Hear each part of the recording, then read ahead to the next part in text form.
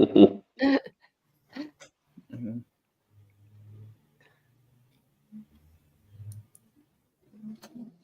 going to go and get my phone.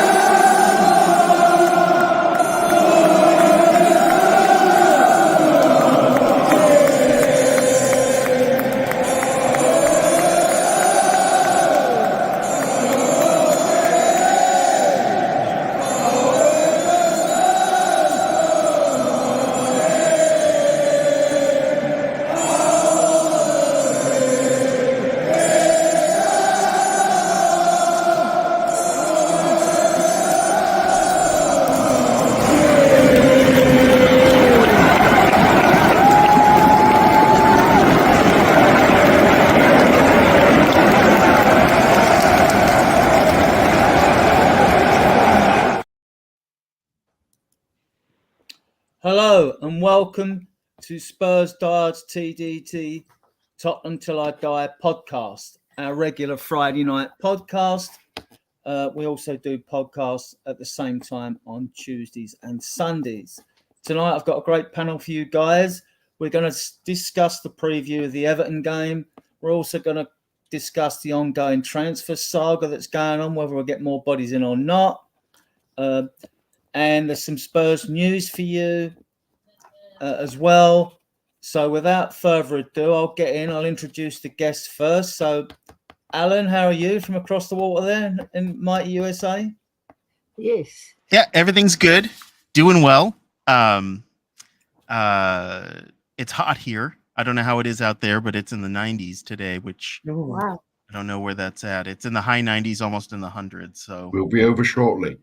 Yeah. So yeah, but doing good. How are you guys? Yeah, I'm about to ask them, Alan. So, Kevin, how are you? Yeah, I'm fine, thank you. It's been windy today in Cheshunt, so but it's calmed down now, so it should be all right for the game tomorrow, I'd imagine, around here. But yeah, I'm doing fine, thank you, and I'm looking forward to a week off work next week.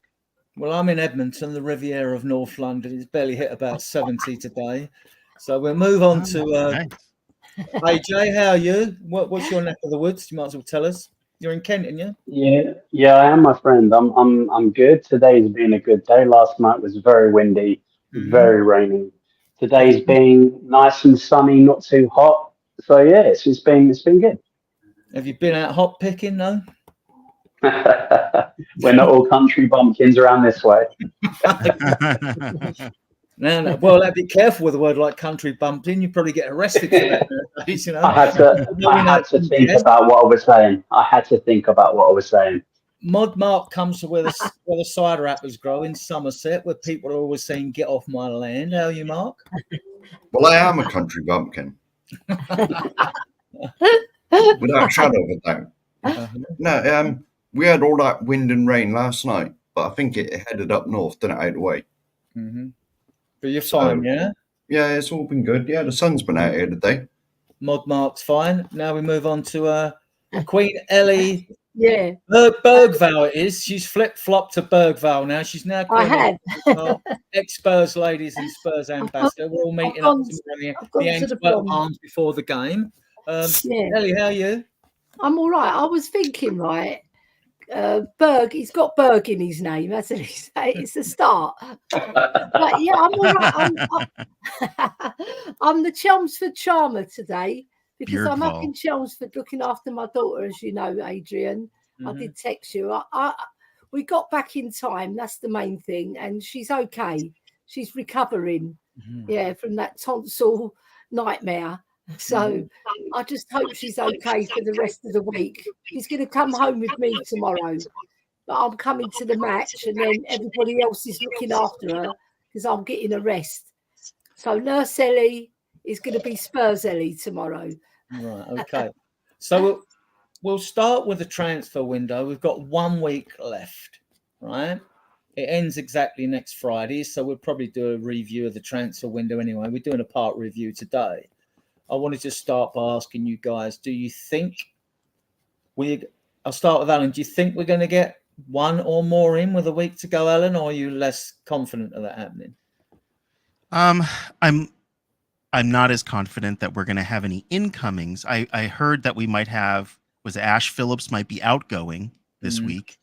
But as far as incomings, they've been playing it so close to the chest. Some of these incomings we had no idea about, no rumors or anything, and suddenly we had them. So, I mean, that's possible, but I'm not holding my breath, unfortunately. Kevin, what do you think about any more incomings? Yeah, I think I'm of the same opinion with Alan. It's been very quiet, hasn't it? There were some rumours about Gomez earlier in the week. They've sort of all gone quiet. So, yeah, probably unless we get people out like Rebulian, the Chelsea, then unlikely come in, I would have thought. But you never know. We might have a last minute Van der Vaart type signing. Who knows? AJ, you hopeful we'll get at least one more in? I said, I think beginning of the week, I said that I think we'd get one more in. To be quite honest, we need at least two, at the very least, possibly three. I think we have gone up a level in terms of who we've got in personnel. I think the level of the squad is slightly higher than it was, but we're very, very weak when it comes to squad depth. We've replaced.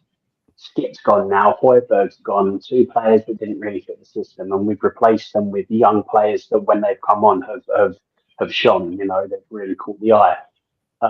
Moore looks really good in pre-season. Cooley looks really good as a false nine. So I think we've strengthened Odegaard. I can't wait to see him. I really can't.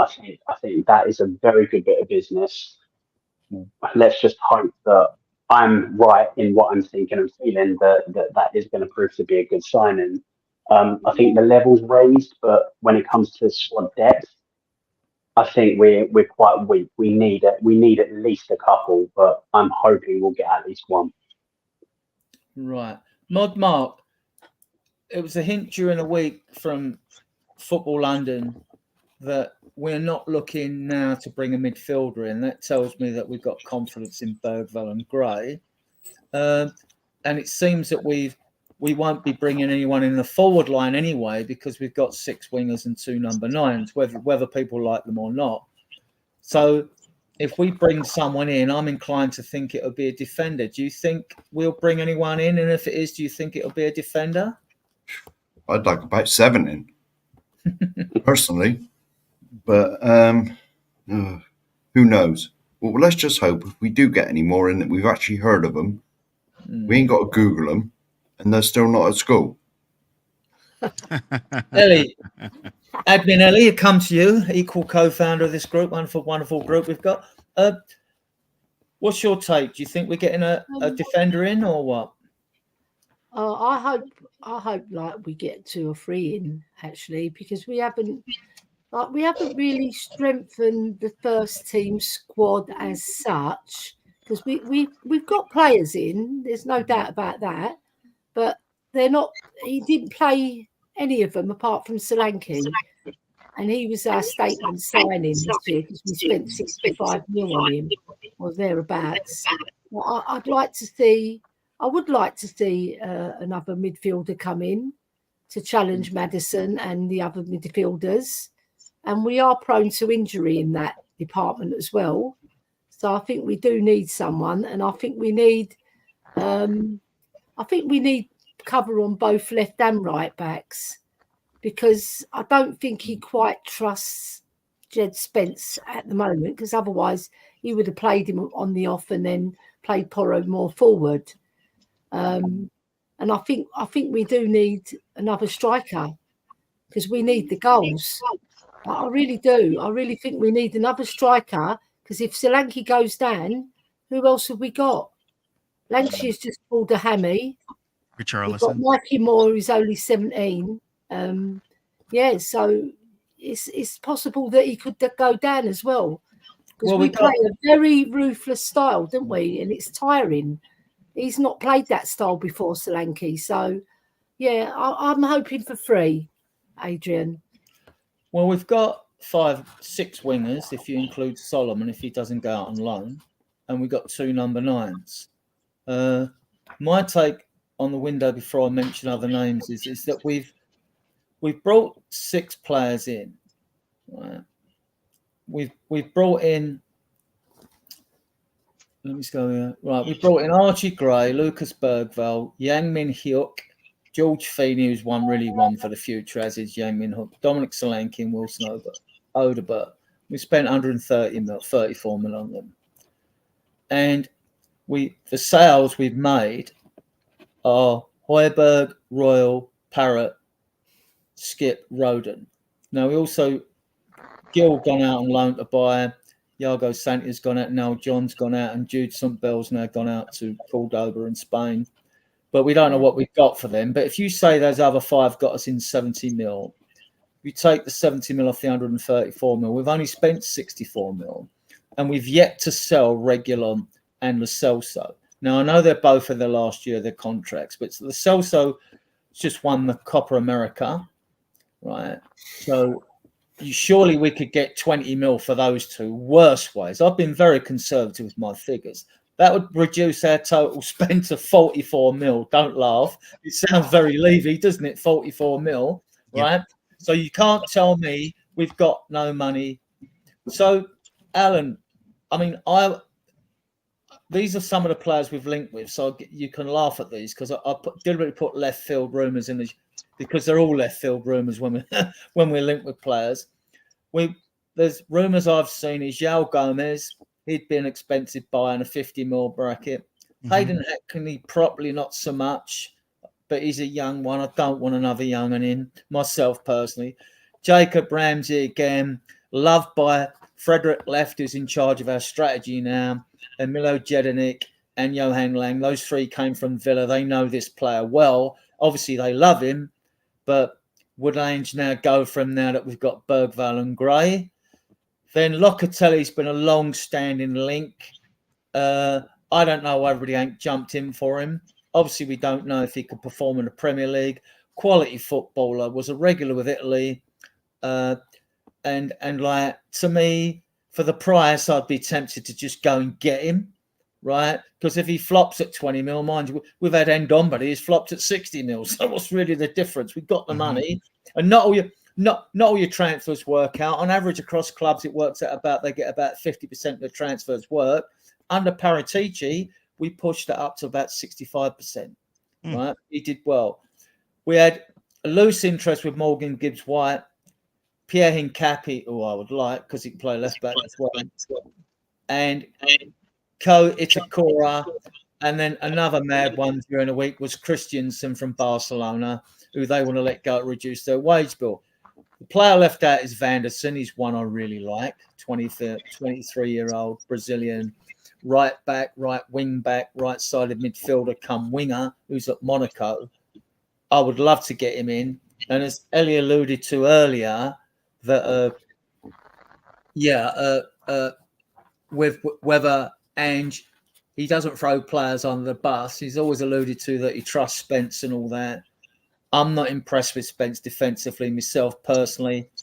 And who's to say we aren't interested in Vanderson? But if Ange really does trust Spence, who's to say those two might be the right-sided, inverted fullbacks, and Porro might be given a midfield berth for a wide attacking role, Mm-hmm. So, any of those? Do you fancy any of those players, Alan? Do you know any of them? The ones I've mentioned, I've got run through them again. I mean, go ahead. Well, bonus, Hayden Hackney, Jacob Ramsey, Locatelli, Vanderson, Morgan Gibbs-White, Hincapi and Ko Itakura. Yeah.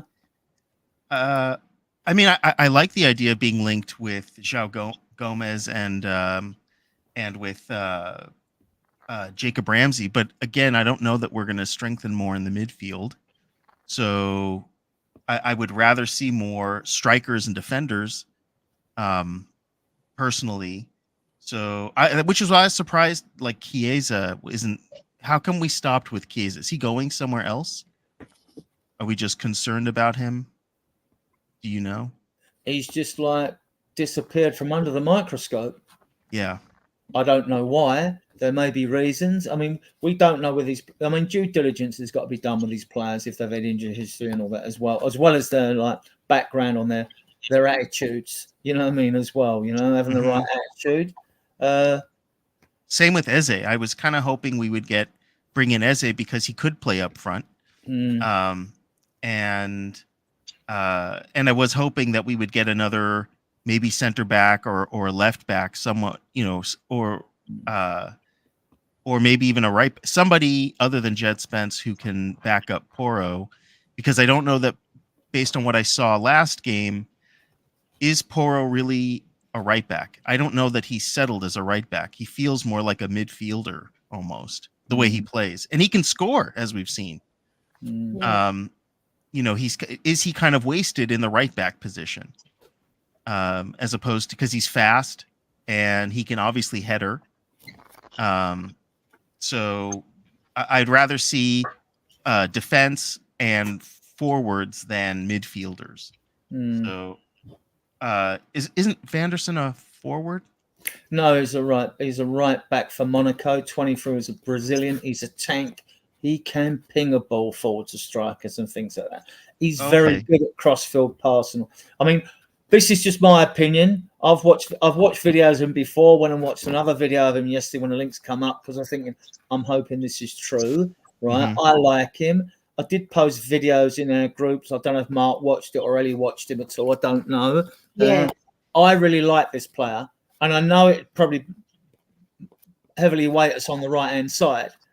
But if we really want him, you got to then sort of look at, right, okay, what's Ange's thinking? Is this giving us an insight into his thinking? I think he's better defensively than Porro and Spence. He's definitely better. And he's definitely more aggressive, and he can point a ball. He's probably not as technically gifted as Porro is. I mean, we don't really know how gifted Spence is. He looks good. He looks as though he's got good technical attributes, doesn't he? But we don't know. See, they've kept us baffled, this recruitment team, which is good. I mean, like, no one knew that Højbjerg was going to Marseille. No one knew that, like, we were going to jump down on Gray. And then we go and get Odegaard out of the blue. Kev. You've got Nico again, Yeah, Adrian. I don't know how that's happened, right? Kev, where would you like us to strengthen in the window? I mean, like, if we I think across the back line, and as people have mentioned, a left-sided centre back or left back. Obviously, we've still got Davis, and I like Davis, and I think he gets undermined quite a lot when he comes on, because he does do that attacking left back role quite well when he does it. He's a bit slow getting back sometimes. I think Vanderson would be great, because it would give us that extra bit of bite on the right hand side. I think Spence was probably he was played out of position in the friendlies in the pre-season. He was played left back, and he isn't a left back, and that showed in the defending against Bayern Munich. But having said that, the defending between Porro and Romero on Vardy's goal was appalling. They talk to each other, and so I think that the defence just needs a little bit of work on it. But my son threw a name into the group during the week, and no one's mentioned him. That was Raheem Sterling. Like, have a laugh at that one. I don't think. Yeah, but Gomez is the other one I've sort of it's been sort of appeals. Obviously, that's more midfieldy play, but I think the back line, some probably a right back and a left-sided centre half back up, or someone who's a bit versatile on that left side and has got a bit of speed as well. Because that's when we lose Van der Ven, we lose the speed, don't we, at the back? That's a killer in Angie's system sometimes. AJ, do you see us spending 50 mil on a player, on a defender or something like that? I don't think Vanderson would cost that. Probably get him for 30 max, maybe 25. AJ? He's gone to sleep. Sorry, mate, I had myself muted. I think if anyone's going to cost a fair whack of the players we've been linked with, it's probably going to be Hincape. I think he would be the one that would cost the most, and quite rightly so. I did a little bit of a deep dive on the stats of the players that we've been linked with or that have been mentioned, and he is incredible. Yeah. Like he is incredible. His stats, for instance, he's got a 74th percentile in successful take-ons. That's his lowest. He's a centre half, and compared to the other centre halves out there in the top 5 leagues, he's in the 74th percentile for successful take-ons. That's the lowest. The next is 79th percentile, and that's pass completion. Everything else is in the 80s and 90s, and I do mean everything else. He's versatile as well. He can play left back, can't he? Yeah. That's the thing, and that's what we need. We need somebody versatile. His blocks aren't that great, to be fair, and his interceptions aren't, but everything else absolutely skyrocketed. The forwards, or the people that play in the more attacking sense that we've been linked with, I wouldn't bother with. Jacob Ramsey, I wouldn't bother with Ramsey at all. 123 appearances, 13 goals, 13 assists.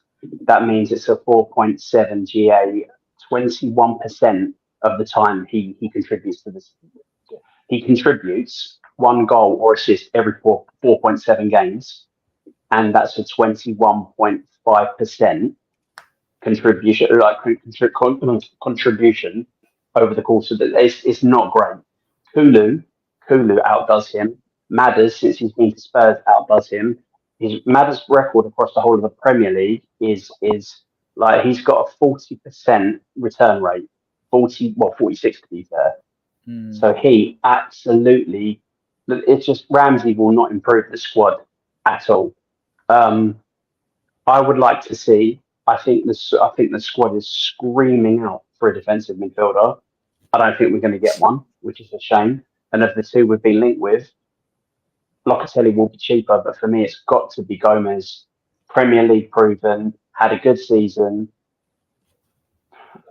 Will Locatelli come from Italy and have an effect? Will he be able to fit in? Will the game be suitable for him? Will it pass him by? If you're going to buy a player in that position, which is a very, very, very important position, something we need, you need to make sure that the player you're buying is a player that is suited to and can do the job. We know Gomez can do that. He might cost more, but it's less of a risk. I'd rather spend 50 million. I would rather spend 50 quid. I'd rather spend 50 million on a player that we know can do the job and is tested at this level than get a player for 20 million that may or may not. Did you see what I'm saying? I think if it's a case of spending the money, spend the money and take the risk. Mark, I mean, I believe we have the money, right? And we can count on the fact that Reguilon and Lo Celso will go. And if we've only spent 40 million and we've averaged, even the worst ways, if my other maths were right, about 137 million a year since the stadium opened in 2019, if it is only 600 million, like all the press have been going on about with, like, since the window opened and before, that's still 120 million a year. If we've only spent 40 million, we got 80 million left, surely. I mean, we could get Eze if we really wanted him. He would only be the one signing. But, like, on the other hand, with 80 million, you should be able to get your left back, right? We've got 6 midfielders. If you don't include Deke as the 7th midfielder, you've got Gray and Bergvall to add to Sarr, Bentancur, Bissouma, and who have I forgotten? Madison, right? Yeah, so we've got 6 midfielders. So with Deke coming in and makes 7, you know, so no, right. you only got to look at the first game, the Leicester game. We bought all that. We spent all that money. How many of them actually started? One. Mm. You know, I mean, that tells you everything. You know, I mean, all right, it's Project Youth at the minute, but like, you know, this time last year, everyone was saying, "Oh, wait till next year." Ange wins stuff in his second year, and now all of a sudden that's been ripped up and it's Project Youth now. You know, it's ridiculous. It is absolutely ridiculous. If we're going to sign players, they've got to be first team starters. First team starters. You know, that's going to improve us. Like it was mentioned just a minute ago. About like the improvements. I don't think we've improved at all. I think we've gone backwards, if anything, because we're a lot lighter. In actual numbers, and the ones we bought are all improving. Well, we're not light in numbers if you consider for a game that you have 11 players. We had 9 subs on the bench. They weren't bad subs on the bench, and Odegaard wasn't on the bench. All right, and like what's name wasn't on the bench because of the laughing gas incident. So Basuma. That's 2, right? So that would have given you 11. So 11 on the pitch and 11. That's 22 players. If you're not including Mikey Moore in amongst them, as 23. So it's not that light, especially when you look back to last season. I mean, do you think? All right, put it this way. Although it's down to Ange when he picks them. I'm agreeing with you there when he picks them. He could have thrown a couple in that game, or he might not have, right? Well, we haven't seen them do 90 minutes yet. All they've done is like a half. No, they haven't played 90 minutes. This is the thing I was going to come to about the Leicester game. They haven't played 90 minutes, but they've shown promise. I mean, admittedly, I thought Bergvall got done in the first Bayern Munich game. He got overrun a bit, was good in the second one. He held his own in the second. Gray, but Bergvall was good in both halves. But they've, as you rightly said, they've only played halves. We need to see them, not with one game under their belt, at least 6 90-minute games under their belt before you assess them. If they come in and play, you know what the fan base is going to do? They're going to slate them, right? If they ain't like play marvelously well, like on their debuts, and they're 18, they're both 6'2", can look after themselves. But don't you honestly think that Bergvall's better than Davis and Emerson Royal, or that Gray is better than Davis and Emerson Royal? It's the only one I can roughly, and that Bergvall's definitely better than Skip. Don't you think that's an improvement or not? Yes and no, to be honest. Yeah, that's fair enough. And no, because well, I was going to say he's a more technical, talented player, but I don't know. I don't know. Is he? He looks it. Okay. But I haven't seen it. You know? I mean... None of us have, though. None of us have. No, exactly. We're waiting. But we've liked what we've seen. I think most of the fan base... It's big risks on kids. Yeah. It's big risks on kids. You know what I mean? You know what I mean? You know what you mean. That's fair enough. And that's why I said I think we've gone backwards. Okay. That's fair enough. You know, it's a fair comment. Ellie, do you think we're stronger, weaker, or treading water with the squad? I don't go on numbers. I go on what those players can bring to us, and if they're going to challenge the current 11 to knock them off their perch and actually take their spot. And the only one I can see from the youngsters who I feel deserves a chance to start is Bergvall. Not because I've taken his name or anything like that, because I can genuinely see there's a footballer there, right? You can tell, right? His movement, his IQ, the way he looks for the ball, the way he commands the ball as well. He wants the ball. He's following the ball. You see him against Leicester, he was always about 5 or 6 yards away from the ball, all right, because he wants to affect the game. And that shows maturity, right? The age I don't care about, because there's fantastic footballers, like Jose said a couple of shows ago. A lot of teams are signing youngsters. So I'm not going against what Mark's saying.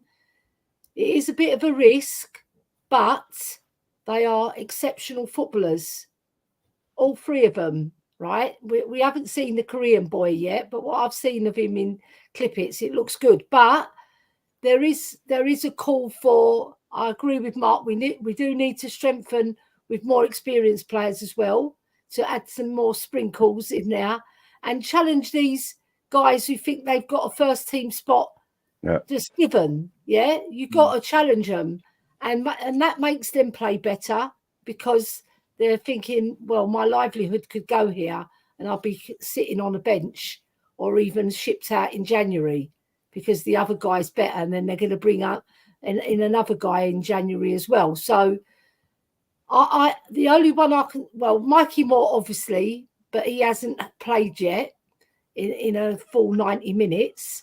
So what I see of him as well is an exceptional talent. Yeah, he's absolutely brilliant. I love him. So the youngsters can take us to a certain level, but we do need the experience as well, because every team needs experience in it, and you need them in the key positions as well. And that's why I said about a striker. We need another striker because, like I said, if Solanke goes down, we've got Sonny, who's not really a striker. He scores goals, yes, agreed, but we're going to be very light up front on the goal front, and you need goals to win this league.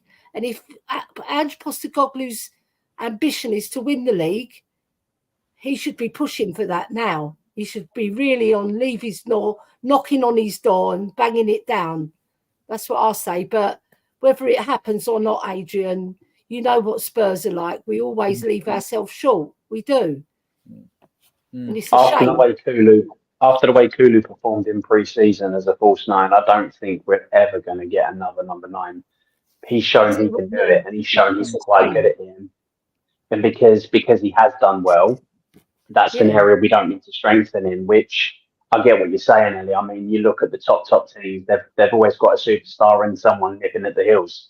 You know, you've always got an out-and-out goal scorer and then somebody who's waiting to press and take their position. And you need that. We've had that through the years with Berbatov, King, Defoe, Crouchy, Van der Vaart, all ready to come on and play their part and score goals. Competition for places, that's what you need to push your team further on.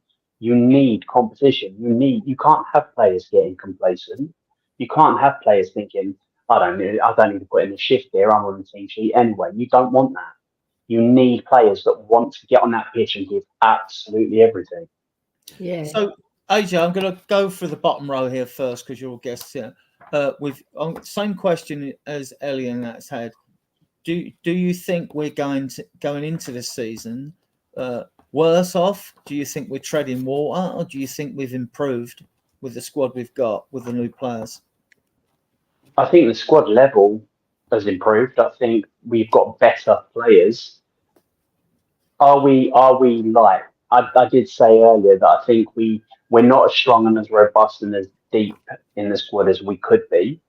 But when you look at it, are we actually that light? We've got rid of a lot of players that weren't playing. They were players either on the bench that never got on or they didn't make the bench. And, you know, we've upgraded. We've got rid of those. It's taken ages and ages and ages for a manager to come in and actually get rid of players we don't need. We've done that. We've got rid of the deadwood. We've signed players, yes, predominantly young players. But when they have been on, some more than others, but they have all impressed.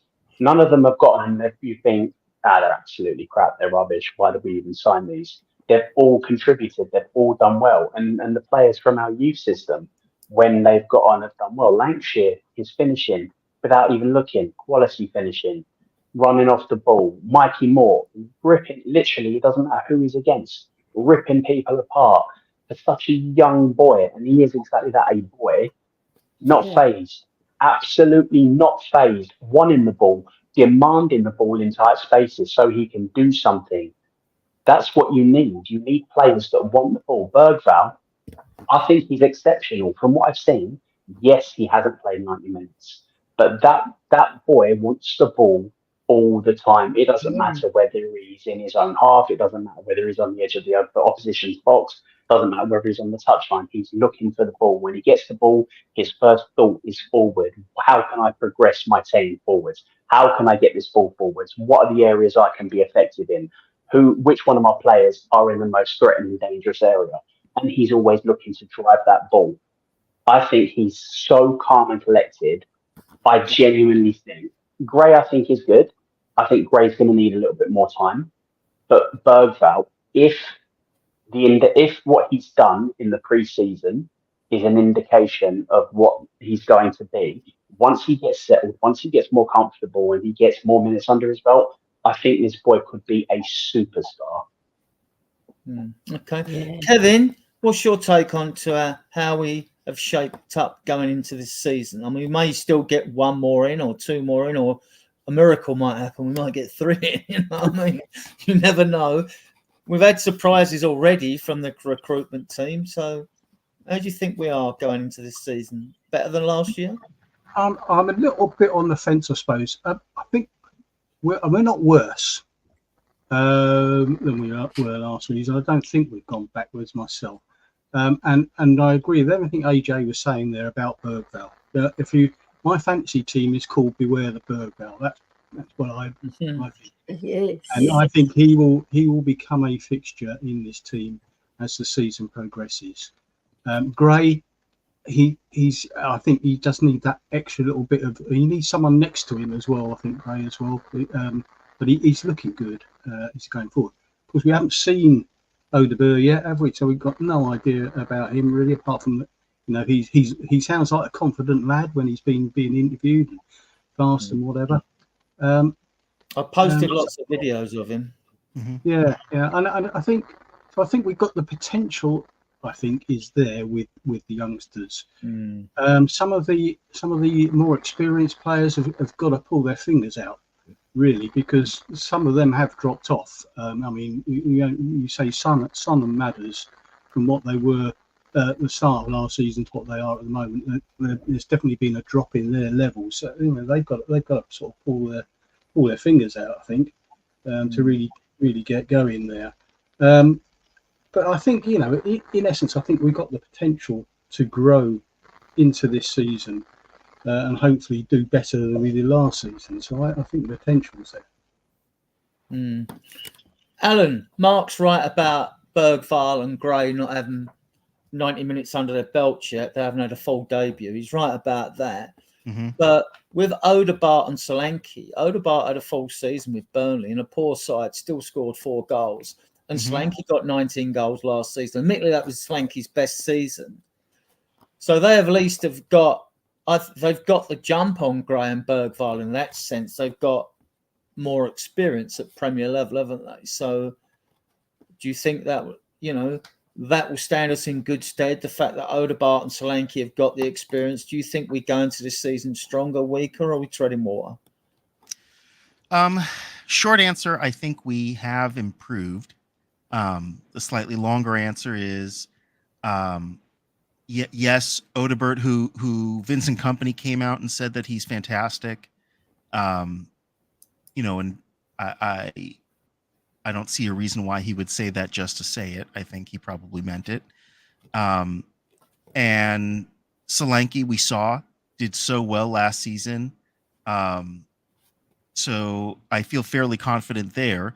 But we have so many new younger players coming into the first team. It puts a big question mark over us, both for and against us. For us, because just like the fans who are unsure of who these players are going to be in the Premier League and how they're going to perform, our opposition won't know either.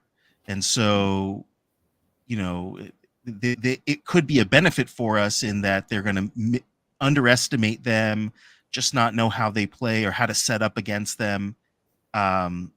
And we could take advantage of that. But it's a negative because, like for Bergvall, it is a big jump up from his league to the Premier League. And we've only seen him for like 20 minutes in the Premier League. And what we saw, unfortunately, was okay, but not fantastic. He gave the ball away. I thought he could have been a little more aggressive. Archie Gray, I think, did okay. Bergvall had that one mistake in the back. So I think that we have technically improved. I think Will Lancashire is going to be fantastic. I don't know that he's going to be fantastic in the Premier League this year, but I think he will come good. I think the same for Archie Gray. I think next season, because we get Vuskovic and we get Yang, and I think they're going to help our squad as well with depth. I do think we've improved.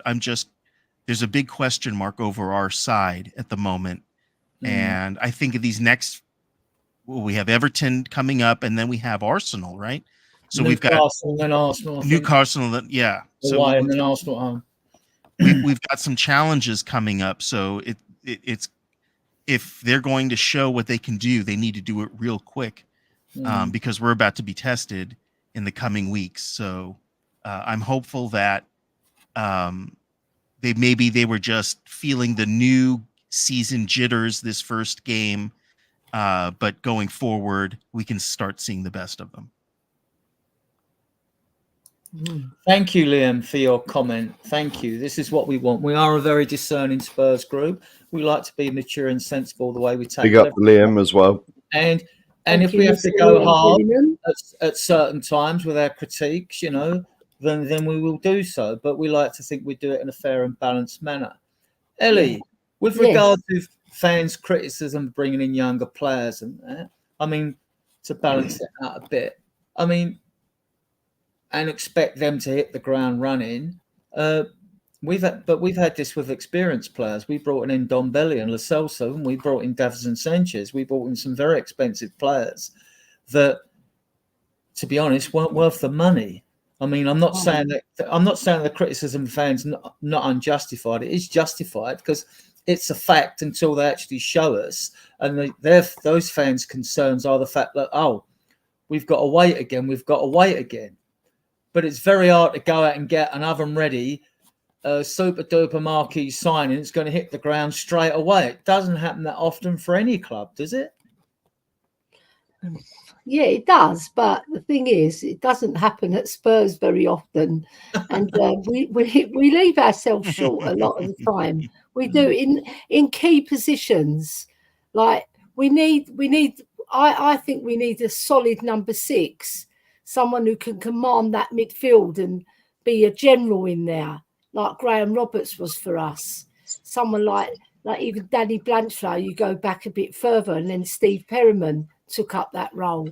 You need a commander, a captain, and he might not even be the captain because Sonny's the captain, but he'll lead the way. He'll lead the way forward. We're a bit weak aggressively, like you always adhere to, Adrian, as well. So I just, with coming back to the youngsters, I think if you're young enough, you're good enough. I think they've got talent, the boys. They can bring something to our game, right? I'm not so concerned with their age. I'm concerned is when they get on, right? Will they cut the mustard? Yeah.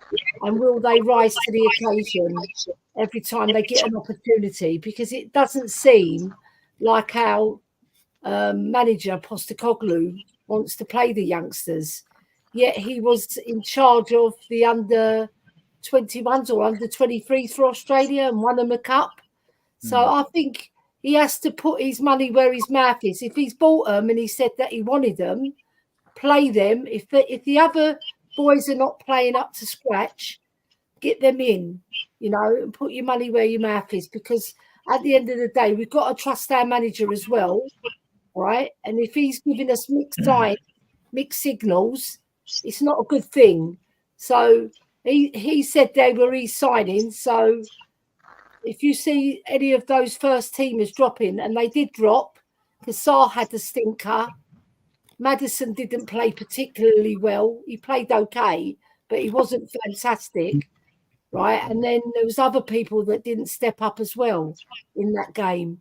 especially defensively when we got caught out. So I don't care about how old they are. I just want them to come in and play well if they get their opportunity. Because I tell you what, that I agree with AJ about Bergvall. He's absolutely brilliant. The way he moves off the ball, the way he hunts the ball, the way he keeps himself in the picture.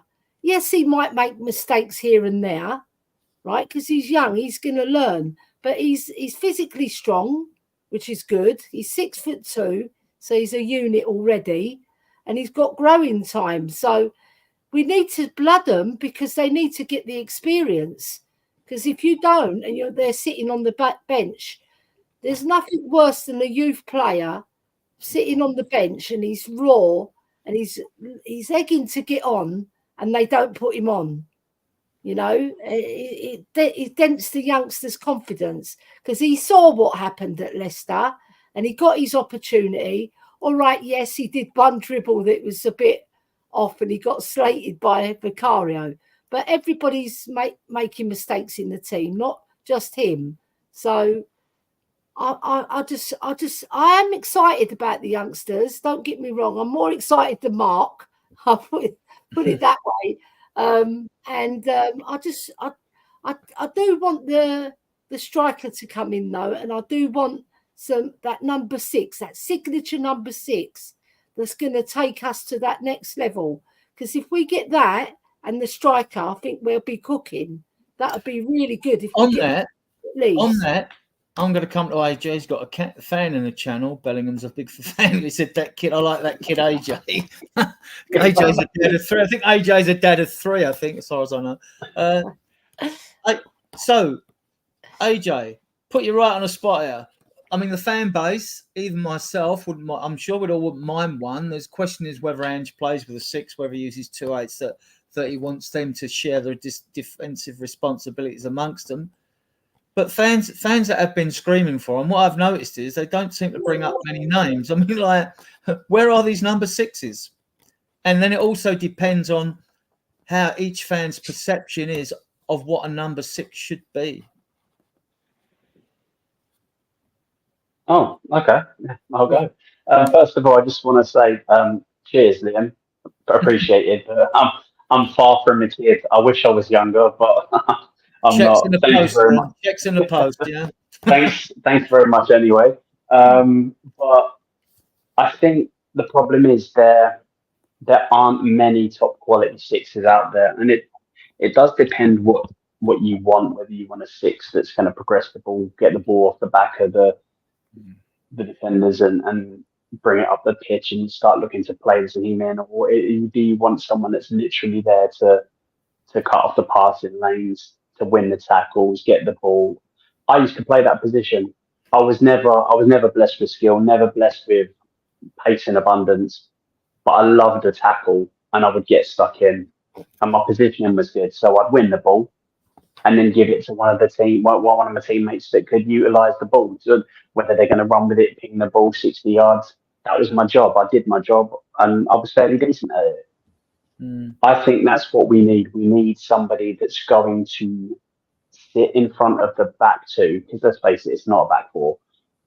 Your fullbacks bomb up the pitch, they're inverted, so you're literally left with your 2 centre halves. They need some sort of protection.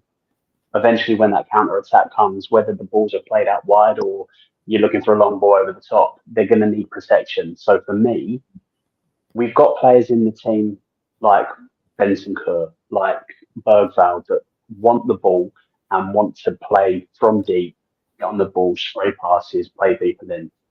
What we're missing is a tough, defensive, no nonsense, win the ball, just getting in your face, breaking up play. I like Onana. I really liked him, and Villa got him, and his interceptions, he always found himself in the right. He wasn't the best at tackling, but he would shift side to side, cut up your passing lanes, win the ball, then you put your team on the front foot. That's the sort of player we need. And for me, Gomez fits that. Of the 2 we've been linked with, the 2 that are attainable, I think Gomez suits us and is much more or less of a risk than Locatelli. I know some of you have looked at this player that I mentioned. I really like. I really got the candle burning for this guy Vanderson, because I think because Ange wanted a box-to-box midfielder, I think Vanderson could do this job as well. I agree. And I think he could be the box-to-box midfielder, the cheaper option than Conor Gallagher. I'm glad we didn't get him. And it's just because he's not my type of player. I mean, obviously he's a very good footballer. Obviously, I mean, like when people, I find it a bit.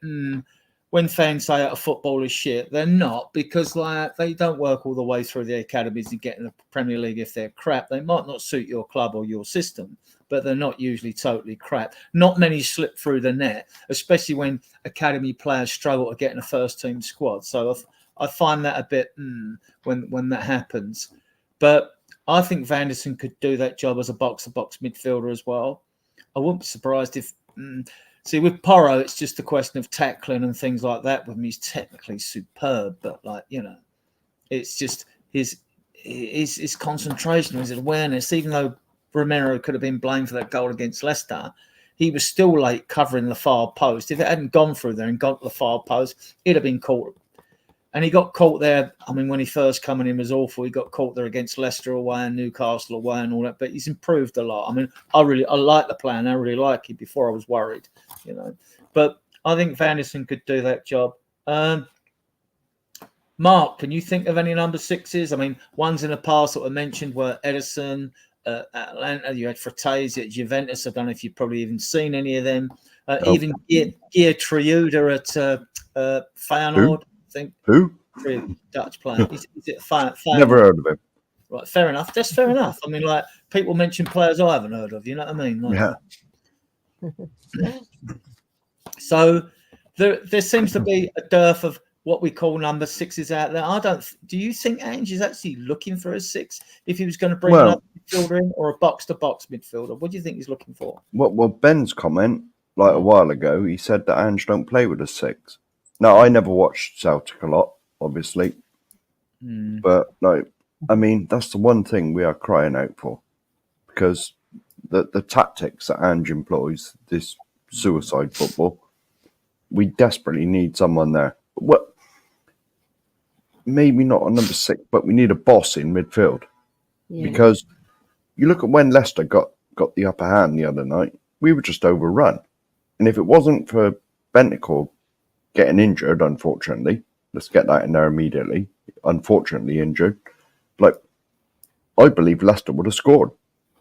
But when Bentancur got injured, it just took the wind out of their sails. You know, but like, there's no one in there that can like control. You know, right? We don't need. If Ange don't want a six, you don't want a six. But we need someone who's going to be the boss in there. Going to be the boss, a leader, like Ellie was saying. Right. Graham Robert. My brief take on Leicester. We won't go into great detail. I'll go around you all once with it. This is my take on the Leicester game, right? Son was getting criticised a bit. We had 9 corners in the first half. Even Johnson, who I've been highly critical of, had 3 chances in the first half. The turn and swivel was good technique, which the keeper saved. The shot that rolled past the far post. Then he had one right on the edge of the penalty area. Then you had Solanke had that low down header and had a shot. You had Romero with a missed header. Right, there's just things like the ones I can remember. We should have gone in at half time like 3 up. Right, game should have been over. But what I noticed was that even in pre-season, you can give Bergvall, Gray, all of them a half each. There is no substitute for game time. I thought 2 players I really like in that squad. I like Udogie. I like Sarr. They were off it against Leicester. Even though we played well, you expect better from them, because Udogie's supposed to link up and do overloads with Son on the left, and then Son will get criticised when necessarily, like, because Udogie's just come back from injury. He made some sloppy passes due that game. He wasn't match sharp. He may be fit to play, but he wasn't match sharp. Sarr was off it as well. He didn't look match sharp either. And you don't get that, right, playing pre-season friendlies. Not the sharpness when like everything's just that bit more quicker and a bit more intense, and you've got to think a lot quicker. I mean, that was my take on Leicester. I get the fans' disappointment, and then you get the meltdown because it was a game we expected to win. We should have won. We come away from a draw. It feels like 2 points lost, and we all get the disappointment with it. Point away from home is still a very good point. It's the beginning of the season. You never know that point might be crucial at the end of the season. You never know. Briefly then, Alan, on the Leicester game, did you manage to see it in the US? I did. I saw it. Brief synopsis of the game. We don't want to spend too much time on it. Brief synopsis. I think so I missed the first about 10-15 minutes because I was working, but then I came in when I did see. So I guess maybe for the first 30 minutes we were playing well and we seemed engaged and on the ball. We scored, but then shortly thereafter everything kind of fell apart. And felt like we were playing catch up the rest of the game. So I think we were a team of two halves. And I think the first half we were much stronger than the second half. Kev, what was your take on it? Well, yeah, I mean, obviously, game 2 halves, or probably is a game of a half, a quarter and a quarter, really. The fact that we had 9 or 10 corners in that first half hour, 35 minutes, brings home to me we haven't got a clue what we're doing at corners, both defensively and attackingly. We don't convert. I mean, we converted quite a few corners last season, I think, in the stats show, but we just seem to not have any idea what was going on. In all the pre-season friendlies, all the corners were short. Every single corner we took was short in the pre-season friendlies. Not one was stuck in the box. And now we're trying to stick them in the box, and no one appears to know what they're doing. And my other bugbear, and that was also borne out, is throw-ins. We haven't got a clue what we're doing with attacking throw-ins either. That's another point. I've been saying that for years.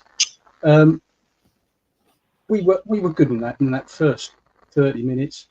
Doggy, as you say, is very frustrating sometimes. He just doesn't release the ball quick enough sometimes to the winger who's in space, like Son this time and last season. Werner, when Werner gets into space, he just doesn't release the ball to him for some reason. I don't quite know why.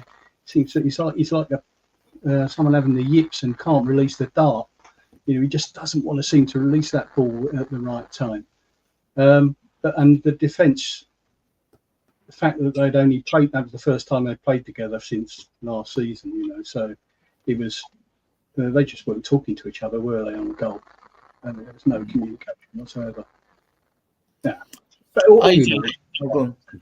AJ, your brief take on Leicester? It's the Premier League. I know we were expected to beat them. I know we were, and given the first half and the first 10, 15 minutes of the second half, it could have been a cricket score. But it is the Premier League. No games are easy. They're all professionals playing in the top league in the world, the most combative league in the world. You don't get to be playing in that league if you're someone that's just going to get walked over left, right, and centre every single week. So if you do not take your chances at this level, you get punished. We've seen it year in, year out, from weak, smaller teams to your giants, your top Chelsea, Liverpool, Man City, Arsenal's. Everybody, it happens to all of us, right? It does. And anyone that's trying to tell you it doesn't, and we're the mighty Tottenham Hotspur, we should win every, it doesn't happen like that.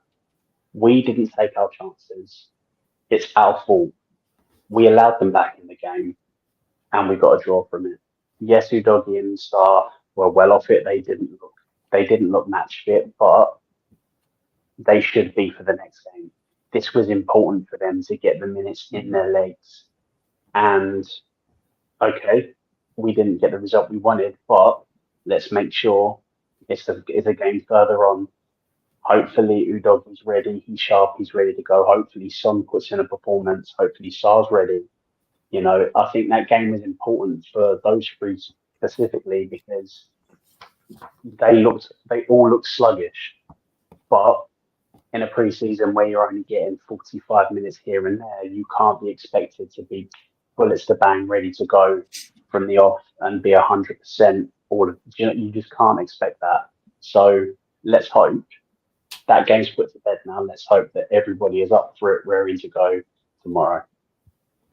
Mark, we've seen this before, haven't we? Especially last season when our midfield didn't perform, and there's times we struggled, and we brought on Skip and Højbjerg, and somehow we still got 5th position in the league. But there are times when just go on.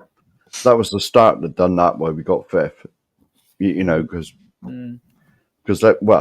we was top of the league after 10 games, and then it all went a bit backwards. It was the injuries in the Chelsea game. Yeah. It was a Chelsea game that really derailed us. But anyway, going back to Monday night, right now, I only watched. Was it Ian's show Monday night? I watched the game. It was. I watched the game, and then I still had Sky Sports on, but Ian come on, so I turned it off and put YouTube on. But Jamie Vardy, he got man of the match, and he said at half-time, we said that we gave Tottenham too much respect. And they come out in the second half with a different attitude. And to be honest, you know, as soon as they did what they did, well, I don't think they played any different. But in the first half, they were like standing off us. They were almost too scared to put a foot in. But when they did put a foot in, they were well on top in that game. But it's like I said just a minute ago. When Basuma got injured, it really took the wind out of their sails because we were struggling. We were really struggling. You know, and if it weren't for Vic, we'd have lost. You know, because he made a hell of a save. But like in the first half, you got no complaints. You know, how we never scored 2 or 3 goals is beyond me. I mean, to be honest, I think if this was a game later on in the season, like Solanke would have gone for the corners instead of just getting the shot on target, you know, but unfortunately it went straight at the keeper. You know, if he'd been here a few months and scored a few, he would have gone for the corners, you know, like a certain Mr. Harrell used to do. Like, because Harry always used to put them in the corners. You know, you'd never see him, like, you'd very rarely, should I say, see him shoot straight at the keeper. It'd normally be in one of the corners. Thank you very much, and run off celebrating. But, I mean, I thought Solanke looked good. But it's like I said, I just thought he was trying, you know, I mean, he obviously knows the pressure's on him because he cost a record signing, 65 million, whatever he was. And I think give him time and he will start scoring. But in the first game, I just think he you know, he was just hitting the ball, you know, and hoping it was going to go in. But give him a while and he'll start finding the corners. You know, Ben Richarlison at the end with that header, I mean, it virtually went back to where it come from. You know, all he had to do is get a glance on it and we'd have won. But it approached the ball with the wrong body shape, wasn't it? Yeah. Ellie, Yeah. I've mentioned this before, and we saw it again.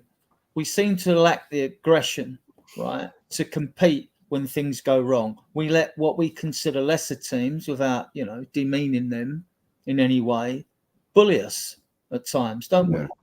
Yeah, we did. We had the initiative, and then we lost the initiative, right? And we had all the play. I think it was 71% of the ball we had. So sometimes possession doesn't mean you're going to win the game, because if you take your eye off the ball in this league, like AJ alluded to, this is a tough league, right? You take your eye off the ball and you lose focus, these teams will punish you because they got strikers like Jamie Vardy, who's now 37, but he's still got the minerals to score. So if you let him have a sniff, and he had a couple of sniffs, he could have even beaten us with that shot. Luckily, Vicario parried it. He was on the ball and he was sharp, and he managed to put in a really good save. But, you know, I think we tend to lose our concentration quite a lot, right? And our focus, we do. And I think this needs to be fixed, especially at corners, set pieces. We're atrocious. Now, how many goals we let in last season from corners and set pieces? A lot. 14 from Christmas, not one before. Yeah, right. So it needs to improve, and I think we need to gel more as a team, because there's a lot of players that are not gelled yet, and a lot of players came back from injury, so we're not quite there in terms of what we can show as a complete side, you know. But I think there's more to come. I think there's better to come, and I am excited because we've got a lot going for us. We just need to put few more sprinkles on top, and I think we can go and do something special this season. I'm not counting us out, because we've dominated that game and only come away with 1 point because of naivety. It's naivety and bad defending and not focusing. And you can't do that in this league. And I hope Postecoglou slated them for it, because they deserve to be slated, because they did lose concentration. And you need to have a go at, like he did in that pre-season thing when he was shouting at them. Yes, have a go behind closed doors. And I was pleased actually that Vicario had a go at Bergvall later. Yeah. But some of that, that can be a bit, too little, too late in a way, because if your players have got a good understanding of English and they all know what each others are saying, right? Then really one of your centre backs, one centre back and your goalkeeper should be marshalling that defence when these balls come in. And it hasn't happened for a little while. So even if it's Van der Ven, I don't care if it's Van der Ven or Romero. They're both quality players. They both give you something different. They're both brilliant, right? Yeah. One of them's got to be screaming. And Vicario's going to be screaming. Apparently this season goalkeepers are going to get a bit more protection, which he's probably used to in Italy. So, but it's not those. Come on, let's be fair. It's not so there's that much physical contact in the game now. Some games are like ballet on grass, aren't they? You know what I mean? So like that, To what we've seen, isn't it, Adrian? Yeah, to what we used to see, crunching tackles and broken legs and things like that, Stretcher bearers overworked, wanting more money. Yeah. He's after a pay rise. Right. Let's preview Everton. Alan. Yes. As the concussive injury... let me explain a bit about concussion first of all to those in the chat who might not know, right? The way the rules are, right, is that clubs are actually allowed 2 concussion substitutes in one game only, right? Yep. Then, and so in theory, hang on, Adrian, hang on. Yeah. In theory, then, you could use 7 substitutes. Yes. Technically. But if you use 2, right, then the other team, your opponent, gets 2 extra substitutes as well to clear it out, right? Now, the rule is if it is concussion, it's a minimum of 9 days out, right? If you find out after the game that it isn't concussion, they've just come off as a precaution, it's less time. It could be 5 days, 6 days or whatever. Normally, players would miss the next game anyway, because games usually every 3 days apart anyway, right? They would miss it. So that is it. But obviously, you'll still be assessed, same as the person with concussion. It doesn't mean they're going to be back after 9 days. All depends what your medical team says, You can't rush them back just in case they're still getting headaches or double vision or any crap like that. So, but if they're not, they can come back, right? Just a little bit of news. The under-21s, if you see it, they drew 3-3 with Bristol Rovers and won 6-5 on penalties. This is like a league basis thing. Winners. The under-18s beat Crystal Palace in a boring 6-4 result game in an incredible match. And the women's team, the Spurs ladies, they had a pre-season friendly, won again. They beat Southampton ladies 2-1. I know Ellie will probably be doing things on the Women's Super League next season because she's acquired a season ticket for the ladies' game. Yeah, and it was very cheap. $0. So where are they playing this year? Complimentary. Ladies. Where are the ladies playing this year? Well, probably over the golf course, mate. That's where the No, I don't know because Well, they were at Barnet Ground. They play at Brisbane Road, which is Leighton Orient's ground. Oh, Leighton Orient's Their ground. home matches, and occasionally they let us play at White Hart Lane. Yeah. When it's a big one, you know. If it's a because game they were that at Barnet, Arsenal so play- they were at Barnet's ground, weren't they? Yeah, because what happened, right? We were supposed to last season. We were supposed to play a lot more games at White Lane, but the police didn't want the extra burden, right? And they didn't want to do the ladies' games, all right, which is a shame, really. Yeah, which is a shame. But that's Haringey cancelled for you. So let's see what they do this season. I think there's going to be at least 3 games, and if they do well in the FA Cup, because we played Leicester City in the FA Cup semi-final at White Lane, and we got to the final, as you know, but unfortunately they froze on the day and we got battered 4-0. That's the problem.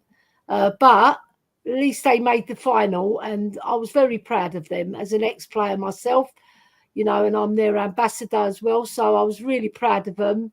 And it's a shame they didn't give the right account of themselves on that day.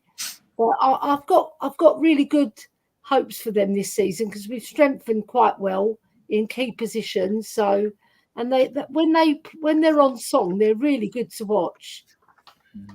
I would have took it.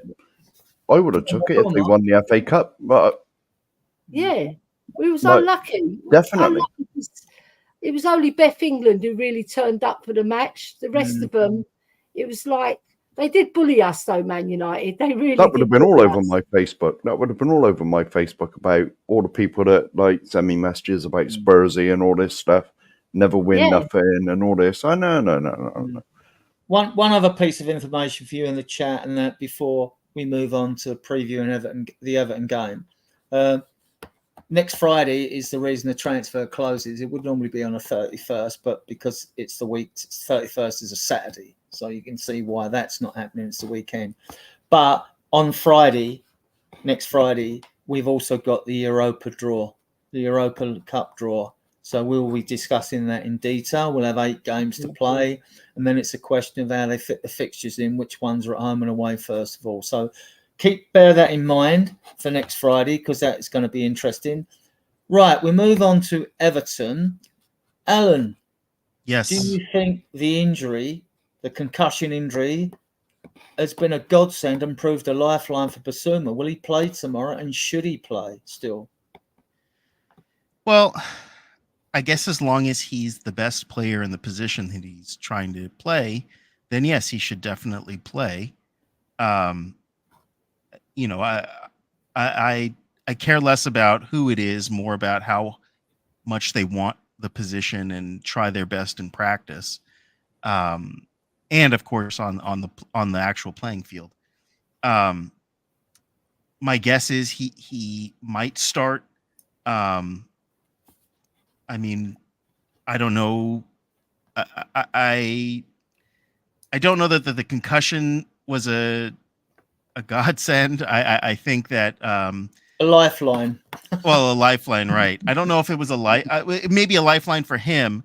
I don't know if it was a lifeline for Spurs, because I think Bentancur was doing fairly well throughout the game, and I was kind of, you know, I certainly didn't want him to get injured. Not like that. But you know, Everton was it Branthwaite is out, I believe. He's got a groin injury. So I think that their defense will be a little bit weakened. Although they still have a pretty good defense. I think Sean Dyche did well to keep them up last season. I did not follow Everton at all over the summer, what their preseason looked like. But I just don't want to take them lightly and for granted. You know, I think we should win? Yes, I think we should win. Do I think it's going to be an easy game? No. But just like you put the stats you put in, Adrian, you know, we have a very good record against Everton. So 102 goals. We've scored about 60 odd goals against them in the home games alone. I think they've beaten us once in the last 15 or something at home or whatever. It's a fantastic record. I mean, our best record against teams in the Premier League, believe it or not, are Everton, Man City, I'm surprised, and West Ham, believe it or not. We've got our best results, more results against those three teams than anyone else. Right, I can believe Man City. Sorry? We always used to beat Man City. Yeah. And so I can believe that. Yeah. Welcome, Haz. I know you've been doing your own show. Hey. Right, so we're just beginning to discuss the Everton game, and I've just thrown the cat among the pigeons regarding whether should Basuma play or should he still be punished? What's your take? Well, it's ironic. We were actually discussing this with TJ on my show like 5 or 10 minutes ago. So it's fresh. So my take on it is that he should have a longer ban, but that's to do with the fact that he's meant to be like a role model for like the younger people, and because he's in the limelight. Like me and TJ were talking and saying, if he did something like that, it's no big deal because it's not like he's a footballer and whatever. Or if I did something like that and put it on Snapchat or whatever it was, it's fine for me because I'm not going to get, loads of kids watching me and on the internet and care that I did it. But because he's a role model and he's part of the club, and because of what Andrew's comments saying he has to get my trust back, it seemed a bit weird that it was only a 1-game ban. As for his footballing ability, I mean, he started off really well last season and just fell off a cliff, kind of like Maddison did the same thing. Would I put him back in? Well, we have a big lack of senior midfielders left because obviously Bentancur's injured and the alternatives like Gray and Bergvall. So I think he probably will play him. Whether I would or not, I'd rather not, but I think he was going to play him. Kev, what's your take on whether Basuma should play or not? Well, if he does play, he better have a stormer. Because if the first thing he does wrong on that pitch tomorrow, whether it's mistiming one of his tackles, giving it away because he's under pressure, passing, that crowd are going to be on his back right away. Now, which makes me think, well, perhaps he shouldn't be starting. Perhaps we ought to be throwing Gray in there, maybe. Because I think if Basuma doesn't have his best game, the crowd are going to get him. They really will. AJ, your take on whether Basuma should play or not? Absolutely not. Absolutely not. I don't want him starting. I don't want him on the bench. I don't even want him anywhere near the stadium. Absolutely 100% not. He needs to, Ange come out and said he needs to earn my trust back. He needs to earn the trust of his team back. You're not going to do that after being suspended for 1 game. For 1 game. He's a professional, right? He's got obligations to the club to not bring the club into disrepute. He's a role model to thousands of children, young from however old, 5 up to 15, 16, young adults. And he does something like that. Do what you want in the comfort of your own home when you're with your friends. Do what the hell you want. I don't care what you do. You're a grown man. Don't then be doing something that A, is illegal, filming it and posting it. And then I think it was before the Bayern game. Was it the second Bayern game? Was it the one we played at home where he was 2 a.m. the night before or the morning before? He was on Instagram Live. So where's the professionalism? Where's the caring about the club that are paying him? Absolutely not. He's not a professional. He doesn't care. I don't want a player like that playing for my club. And the performances, yes, he has been okay in patches during pre-season, but he hasn't been stellar, has he? You haven't looked at him through pre-season and gone, we definitely need that man next season. He needs to be a mainstay in the midfield for us. We're going to build the team around him. No, he's had flashes of, oh, you've done well. You scored a goal. Well done. Thank you very much for that. Why are you not putting that performance into the team week in, week out? So for me, absolutely not, nowhere near the team. Can I just say something quickly? Sorry. Yeah, go on. Just in response to this. Bear in mind, I'm one of the people, by the way, just to clear this up, who says I don't want to play him. But he also played Bentancur after all that furore over the summer. And I thought he was going to get reprimanded, and he was reprimanded supposedly internally. but he still played him like in the first game. So this Is whole that- idea, I think that Ange is not going to make him lose his trust. I don't know. I just don't. It seems a bit empty words because of Inconsistent, you think? Yeah. Yeah. Was that in relation to the comment he made about Son, or Yeah, no, other stuff as well.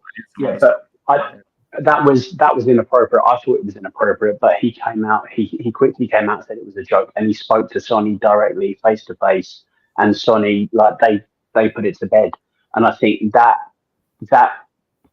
it's unacceptable. Still, you shouldn't be making jokes about people's appearance or nationality. It's because whether or not you're close, that doesn't matter. That sort of thing shouldn't happen. But what he did wasn't illegal.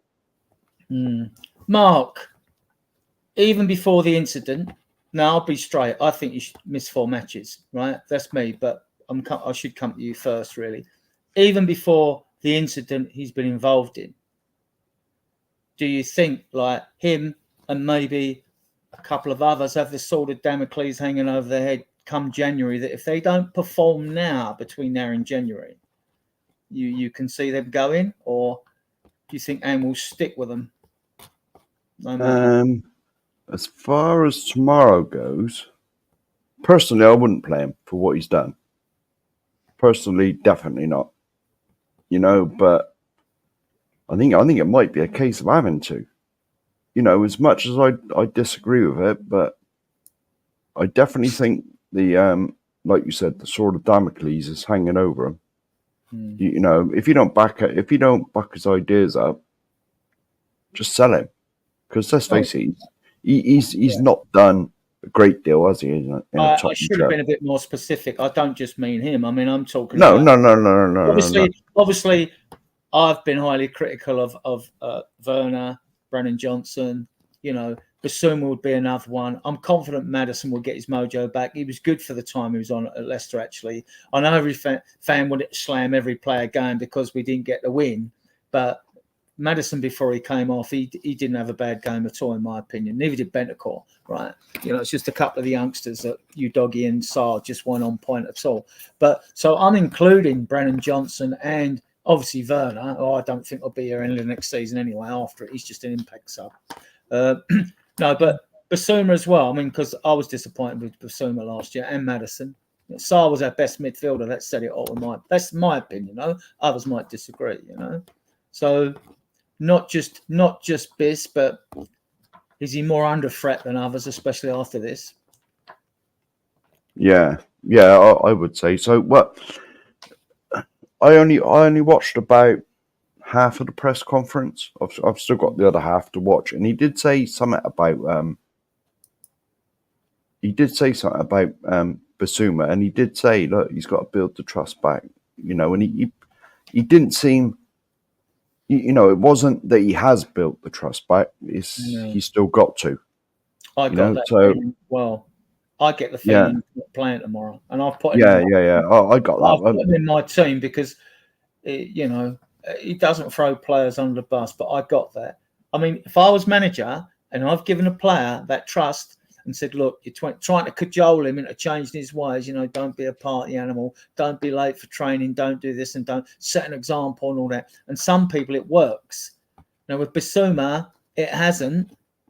I would be absolutely fuming. I wouldn't be playing him, right? It could be detrimental to the side. I don't think it will be against Everton, to be honest with you. I think we're going to smash them. But I mean, like, I would be absolutely. He wouldn't have got my trust back. See, no. I'm coming from a different perspective because, like, we have the NFL where players do far worse. They get fined, hefty fines, but they don't get suspended for long periods of time. And this, by comparison to at least what I've seen in other sports, seems relatively minor. Was it in poor taste? Yes. Was it a dumb thing to do? Yes. Was he? But the only person he was really harming was himself. I could see it sort of reflecting poorly on the squad, but Ange suspended him.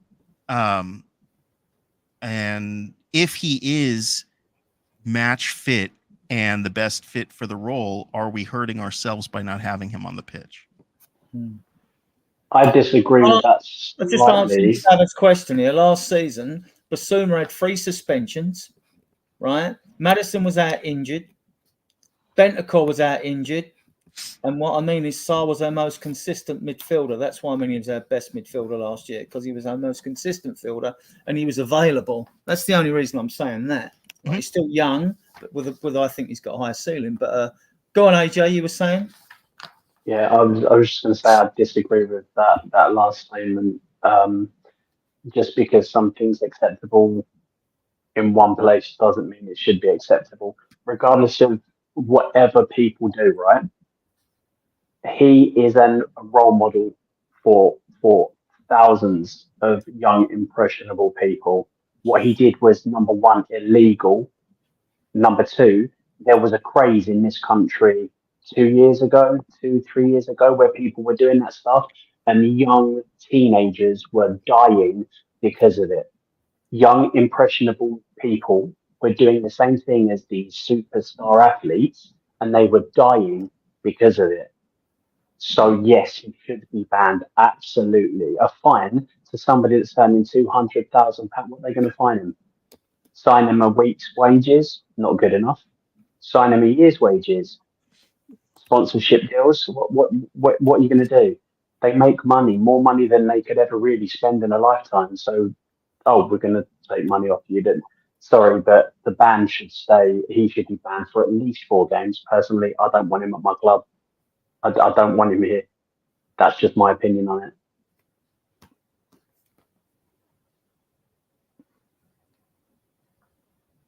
it. Ellie, what's your take on whether Basuma should be player or serve a longer suspension? All right, I take it Ellie's gone. She's disappeared somewhere. What I want to say, Adrian, though, is we wouldn't be having. Can I say something? We wouldn't be having this debate if we went and signed a top class midfielder, because we would just say, just put him in, Yes. not worry about this Basuma nonsense. But Yeah. because we have youngsters, we just signed Gray for 40 million. Obviously, Oderbert for 30. Whatever. We're obviously thinking, or Bergvall even. I hate to bring his name up because a lot of people pick him up, but these players are not dead certs to come in and do a job, whatever you want to say. So if we sign like I'm not going to say Declan Rice, but a Declan Rice type player, or that's on that level, basically, we wouldn't be sitting there saying, should Basuma still have a 5-match ban? We'll be like, just put this guy in, whoever this guy is in, who would just walk into the team. We wouldn't have this problem. Yeah, on the recruitment, I mean, we've got a question, sort of a question here, but the recruitment, all to my knowledge, right, all signings are club signings in the sense that the manager will like signings. He will go to his recruitment team when he's asked, what players do you want? Because he is the one who manages the team, obviously. And then the recruitment team now, they use data and analysis as well as see what type of player he wants, whether that player's available. If there's not, then they're looking for someone in a similar ilk as the player he wants. Like Werner, let's be clear. To me, Werner and Johnson were Ange signings, and the loan fee was an Ange signing as well. Why? 100%. Because they play the system. They're wide wingers with pace, which hug the touchline, which is the way that Ange plays. That his signings. He's come out and said Solanke is a deal we've been trying to do for quite a while in today's press conference. He's an Ange signing. No, the way the team goes this year, to me, he either succeeds or he dies on the hill, Ange, because these are his signings, right? Gray was an Ange signing. It probably wasn't our first priority because Brentford have come in, and then what's happened is when we've seized the opportunity to be able to gazump them, we've gone in and got the deal over the payments. But we obviously looked at Gray and wanted him. I like the player, right? Others of you might not. That's fair enough. All players are subjected to our fan base, have subjective opinions over them. But I mean, I like Gray, right? But if you're saying about bringing in experienced players, we brought in Ndombele, we brought in Lo Celso, we brought in these players before. They haven't hit the ground running and they failed. So you can be critical. You're never right and you're never wrong, right? On your decision on players. But we need to see like I said earlier, we need to see Bergvall and Gray actually get 90 mils under their belts for about 5 or 6 games, not play one. And if they play brilliant, say they're the best thing that sliced bread. Because like all players don't play well all season. It doesn't happen. Even the teams that win the league, it just doesn't happen. So, you know, to the top of their game. Let's give you some example, Adrian, of what we could have done differently. Go on. So, say we didn't sign Gray for the 30, 40 million, and we didn't sign Odegaard for the 30, whatever. We could have bought Eze with that money. Yeah, we could have. So why didn't we do that instead of investing in youngsters Well, who the word may was, or may not be good? So the word was that. I mean, I don't know. I mean, I'm not privy to the details. Yeah. But something's gone on behind the scenes. But the positive aspect to the deal at the beginning was we were in. The rumour was the player had agreed to deal, because when you got to the stage where Ange was talking to Crystal Palace, you don't talk to the club if you haven't already spoken to the player, because if the player don't want to come, there's no point, is there?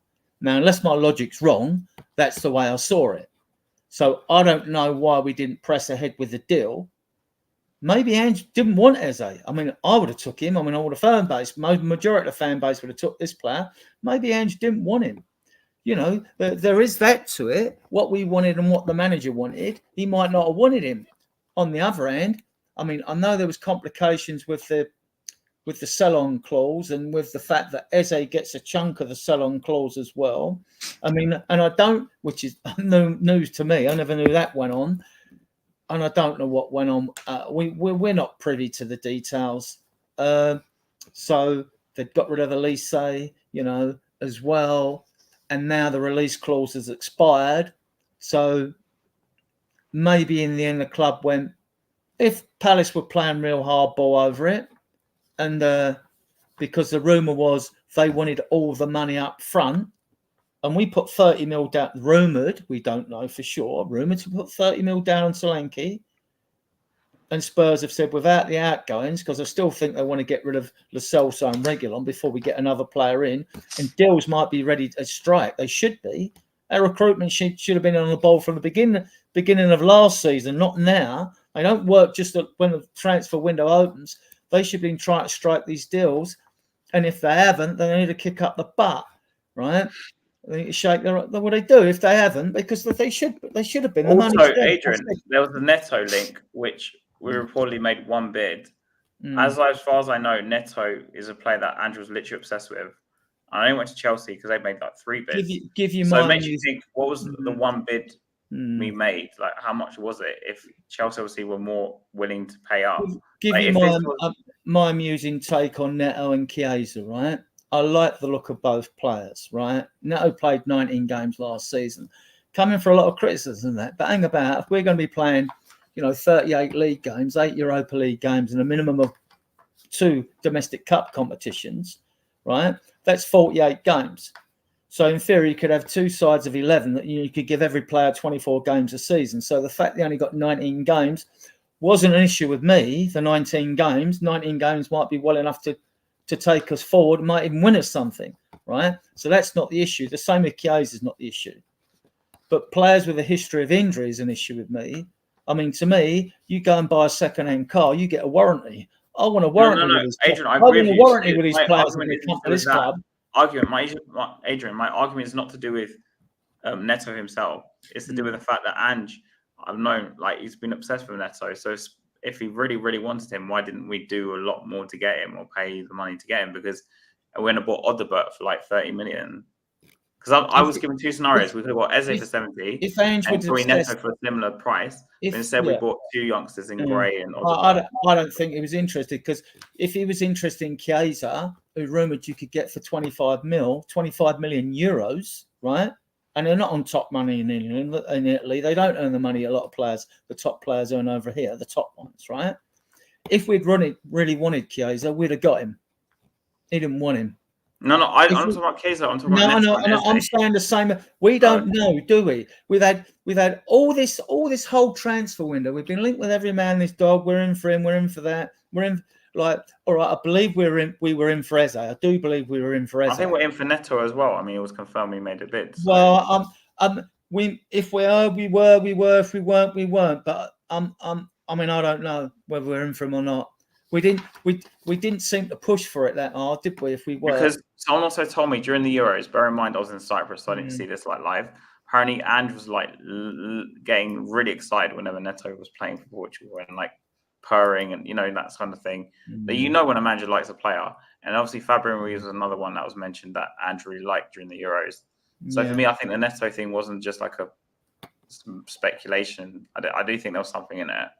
Not that I wanted him, by the way. I'm just saying this because Ange wanted this. But then I was looking at, well, okay, Neto's not homegrown. So if you're wanting 50 mil for him, or what did Chelsea pay for him? Do we know? Or roughly, what's the rumoured amount anyway? Because we don't know the amount. I think about 60, 65 million from what I saw. Yeah, really? Well, then you wouldn't have to put much more. Absolutely not worth it. No, not worth it. I mean, if you'd went and offered that amount of money for Nico Williams, you get him. And why don't we do that then? I don't know. Nico Williams doesn't want to come to Tottenham Hotspur. It was like going for Solanke at 65 million, right? Bang another 10 million on that, and you go and get. I mean, I like this player, but some of you might not. Vlahovic, isn't it? I like Vlahovic. I would have gone for Vlahovic. He cost them about 66 million, Juventus or something, right? So give them 70, 75. I mean, he can score from anywhere virtually. It'd suit the Ange system, all right. He might not be a presser. See, this is the difference with Solanke. He presses, So, I mean, with the problem with this transfer window is we don't know if we're really in for some of these players. You never hear the fans that do go against some player. Oh, we didn't get him. When they find out, we weren't in for him, right? They don't sort of come back and say, I was wrong about that. That's why I feel like Kvaratskhelia, because he's been rumoured he could be going now. And I'm just like, why are we not in for this guy? Yeah. He's one player I would break the bank for. Like, the guy we need to find this guy, honestly, like he's too good. I mean, I don't know. I can only speculate like you guys. I mean, like I take, like I mentioned, all these players we were linked with earlier, right? Joe Gomez, Hayden Hackney, Jacob Ramsey, Locatelli, Vanderson, Morgan Gibbs-White, Hincapié, Itakara, Christensen was the latest one for Barcelona. Most of that is just utter BS. I think that one's nothing. No, most of it's. I mean, like, and what do you think's going to happen, guys? I mean, we've got a week left in the window. Next Friday, when we get the Europa League group sorted, right? Next Friday a week. So you can imagine what this week's going to be like regarding rumours, can't you? It's just going to be totally ridiculous, isn't it? And so next Friday's show, do I have to sit the other way so I can watch my telly and have Sky Sports News on low in the background? Mark, you're a mod. You can do what you want, mate. Okay. Look, I ain't knocking people criticising the transfer window but then, I mean, everyone's sort of like assuming, if, you're assuming that we've been in for these players or not. I mean, I always wait. Have we agreed terms with the player? Then I know if we're talking to the club, you definitely know you're in. If I wait till, have we agreed terms with the player? Well, how many of these players we've been linked with have we agreed terms with? None. There's no talk of Neto having contact with Spurs or any conversation where an agent's tried to bump up the price or anything like that. Where's the link? There isn't even a tenuous link between Neto and Spurs. I'm not doubting what Has says, Ange likes the player, but managers like loads of players. I don't mean to say like he'd have him in our team or whatever, whether it suits the system. He's a cracking player when he's fit, in my opinion. Chiesa, I don't know if he'd suit the Premier League. Another fantastic player to look at when you see him, but would he suit the Premier League? Don't know. So I mean, that's the problem with the transfer window. And then when you get these players in, and then we end up, because we don't do the due diligence, we end up with Ndombele and Lo Celso. Like Lo Celso's made of glass in the Premier League and plays well when he's with Argentina or in Spain. So let him go. You know what I mean? Sooner the better. And I got that one wrong because I raved about him because I'd watched him before he came to the club. Oh, really? I really raved about Lo Celso. I was telling Chris Cowlin how good he was, this, that, and the other, and all that. And boy, have I took some stick for it. You know what I mean? But, you pick them You know, so no, if someone's saying we haven't gone in and got the right players, yeah, I would love Eze tomorrow. Like I've said, the money's there. We must have at least. My issue, Adrian, is the fact we go for quantity over quality. That's why I gave you the two scenarios and the two players, because I knew that Eze we were definitely in for Neto. You could speculate if you pick what you perceive to be quality and you name it, half the fan base will be on your case saying the player's crap, right? Mark my words, right? And like, I mean, apart from probably someone like Eze, but there's few out there that are sort of homegrown that are as quality, and even naming marquee signings abroad now. If the players are really that good, they're probably with a Champions League side anyway. They're not going to move, right? So, I mean, where are all these marquee signings now? I mean, the Kvaratskhelia that I mentioned, that's like one. Yeah, he's a fantastic winger, isn't he? Right? And like another, but I mean, like, yeah. It's more, Adrian. It's more like the use of our money, not the amount we spend. It's more the use of our money that really irks me. I agree. Yeah. We've spent over 600 million since the stadium's opened in 2019. If you work it out worse ways, it's 120 million a year. I think I went on a quote from someone else, from Kieran Maguire, who's a Brighton fan, but he lectures on football finances at Liverpool University. I think he said we'd spent on average about 137 million a year. But that was me getting it from a second source, so unless it could have been misquoted. But then, if you just say 600 million, right, which I can believe, 120 million a year we spent, and we haven't spent it well. It's been crap. And on 29 players. Go on, Hez. Go on. I'm trying to say, so you'll say this, we're talking about this 130 million, whatever we spend on average a year. That 130 million, we'd buy like 5 players with that money rather than say 2 top quality. That's what I'm trying to say.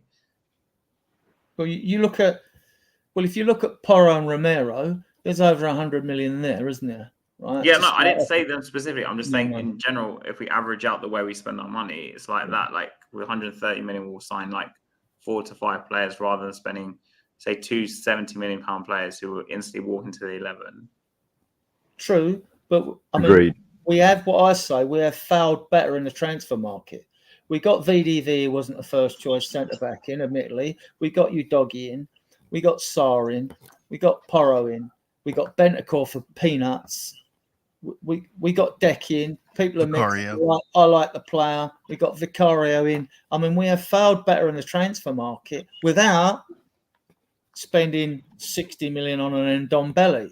Now, I don't care how much we spend on the player, as long as the player's quality, like you has. As long as it's a quality player, it's not the amount of money. Don't mean to say that the player's that good or that he's worth that amount of money. You know. Right. What I'm trying to say is, for example, this window, we have signed like 4 to 5 18-year-olds. Sorry, I've lost count if it's 4 or 5 or something like that. So rather than spending that, Bergvall, Yang Min Hook, George Feeney, they're the 2 young ones. Dominic Solanke and Wilson Odobert. We've signed 6 players, right? Odobert I classify as like young personally, but anyway, he I'm is saying young, the majority of youngsters. Werner was, let's not talk about him. But and Solanke was like the one player we brought in, which walks into the team.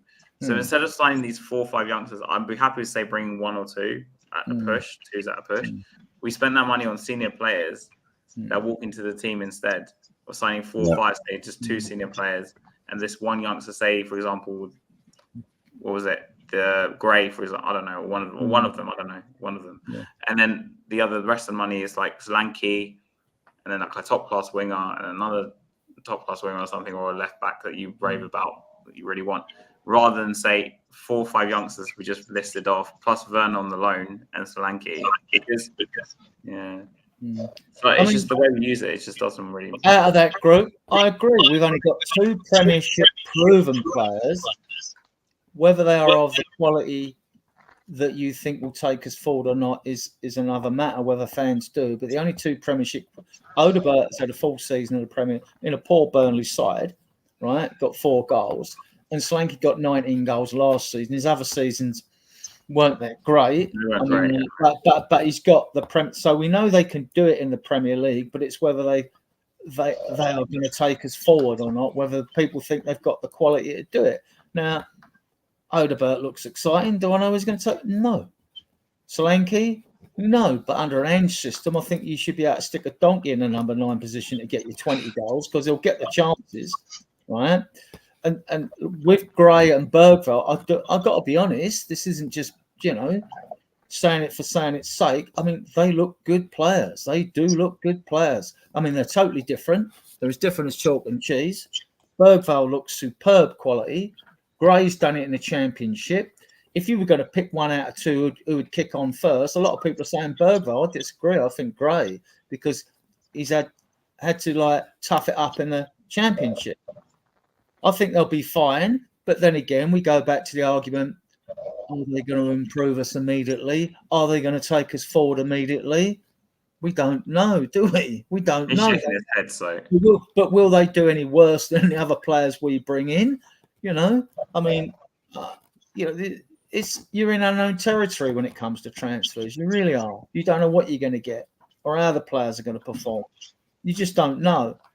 And then the argument comes down over money. Oh, we're not going in for going for that. Well, we just had a discussion everyone the fans, we need a 6, we need a 6. Well, where are the number 6s, Hez? Where are they? There aren't any. I mean, there's Edison at Atalanta. But... Yeah, I like him. Yeah. Fertaz is energetic Juventus, right?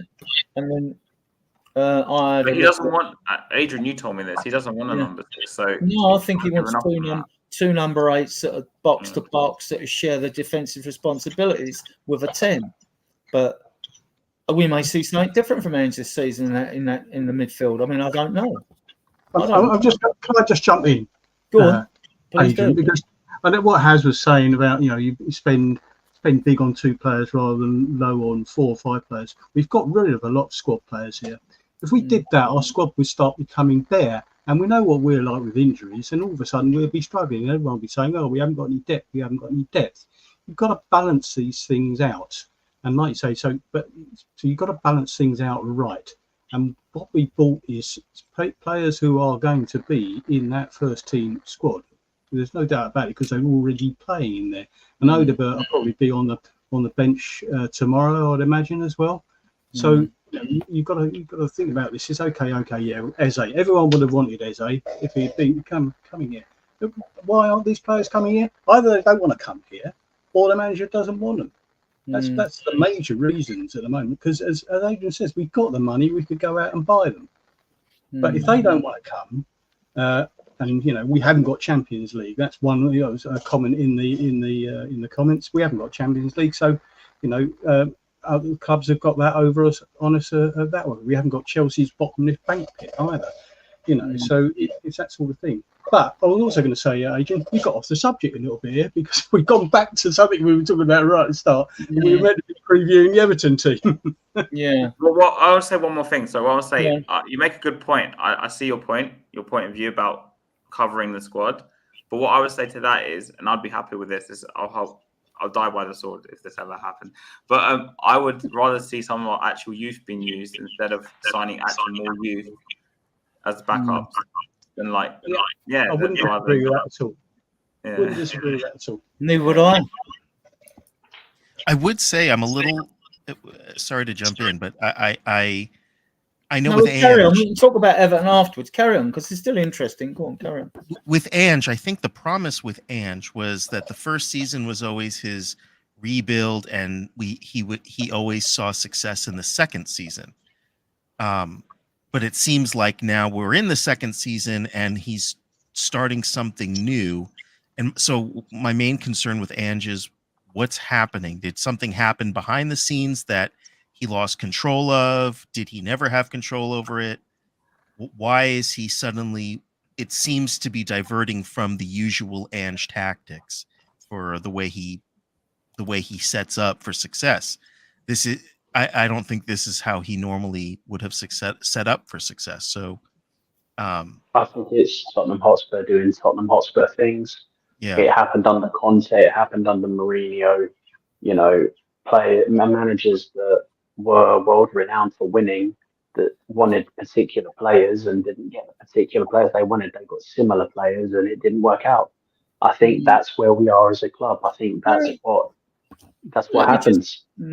Let me just Annual little Levy is the Yeah, answer. under Levy, okay. But in fairness to the recruitment team, I want to put this stat in front of you because you know how to deal with stats and you can voice your opinions on it, right? So under Angie's tenure, when he comes in for his first season, right, 3 players go on free transfers: Lucas Moura, Ryan Sessegnon, Musa and Dombelli. That's 3, right? Then, right, sales: Kane 4, Dyer 5, Højbjerg 6, Roll 7, Parrott 8, Gill 9, Skip 10, Roden 11, Yagio Sango 12, Noel John 13, Sunset Bell 14 players, right? So the recruitment team have got rid of 14 players have come, right? Then you know that Reguilon and Lo Celso would go. That'll be 16 by this season. Whether it's loans or not, that'll be 16. So 16 players will have gone and will have brought 6 in. Admittedly, 2 of them are real young. Well, 3 of them are young, actually. Mm-hmm. You know, you've got Yang, you've got Odebert, and you've got Feeney, right? So 16 players would have gone and 6 would have come in. That's 22 since Anne's come to the club. Poch got rid of 36 players in 5.5 seasons, right? We're getting rid of 22, right? 22, right, would have been shifted in the season. I'll leave it to you in the chat and you guys here whether you think. Ellie, what do you think? Do you think the recruitment team have done well, or do you think they're still poor? We still should have got 3 marquee signings in. Or what? I mean, You know what? The stat that I care about is the trophies in the cabinet. fair enough. That's the stat that I want to see, and it is affected by the recruitment, because if you don't get your recruitment right, you give yourself lesser chance to compete against the teams that are putting the trophies in the cabinet, and that their currency is they're winning all the best players because they're winning all the cups, right? And you see Man City, what they've done, they've cornered the market, haven't they? They've stormed it. And like we as a club, a much richer in history club than Manchester City ever were, have allowed ourselves to be taken over, and we're losing out to the Manchester Cities of this world because they're winning the trophies and they're winning all the players that we want to get. You know, it goes without saying that I don't think the recruitment team have done us justice to get us to that level where we can compete for those major honours, right? So it's swings and roundabouts as well, because if it goes with the territory. If you're winning things, right, you will attract the best players, because players are fickle nowadays, and they'll go where the trophies are, not just where the money is. But the thing is, Manchester City are paying the dollars as well. So they've got us by the balls, haven't they? Really, sorry to be so crude, because it's what we were the fifth highest payers in the league, higher than Arsenal. That's probably because we got a bloated squad, though, or did have a bloated squad. Yeah, but the thing is, I mean, Manchester City, they're attracting the best players, aren't they? We're not. We're not. We're attracting youngsters who can be potentially as good as their players, but it's going to take time to get there. So, when you look at it, Postecoglou wants to push us on, and he says he wants to challenge for the league. Well, where's the proof in the pudding? Where's the recruitment? Where's the players who want to take us to that level? So, Mark, too much emphasis on getting rid of the deadwood and cutting the wage bill rather than acting better in the transfer market? No, I can see why they've done it. You know, because we did have far too many players. You know, it was just wasting wages. But I agree with what House says. Now the deadwood are gone, I'd sooner top the wage bill up again, not reduce it by millions of pounds a week, and bring a load of kids on that sort of lowers it even more. You know, because they ain't going to be on a lot, are they? How much are they going to be earning? 50s. You know? Maybe 40, I don't know. Yeah, there we go. You know, I mean, I want people that's going to take us to the next level. People, a signing should come in and either challenge what you've already got in your team, or have his shirt and say, right, you know what I mean? Yeah. You know what I mean? Like you're behind me now. Conte warned us about this. Do you remember his comment about Spurs want young players on low salaries? Yeah. It is the history of the Tottenham. Do you think that whoever come in though, they're going to have this issue, all this deadwood that's been cleared out over the last couple of seasons, and where we have failed better in the transfer window, in my opinion. Do you think this was inevitable? We were going to have to go through this. Adrian, can I come in there? I think we've got a lot of deadwood still in our current starting 11. I think we have. I think they're not good enough because they proved it last season when they lost 5 out of 6 in the last. I think it was 4 out of 6 they lost in the last 6 games. So there's a lot to be damned. They need a shake up, and we need to refresh properly and get in some really top players. But we're not going to do that unless we start winning, right? Because like I said, players are fickle. They will go where the trophies are.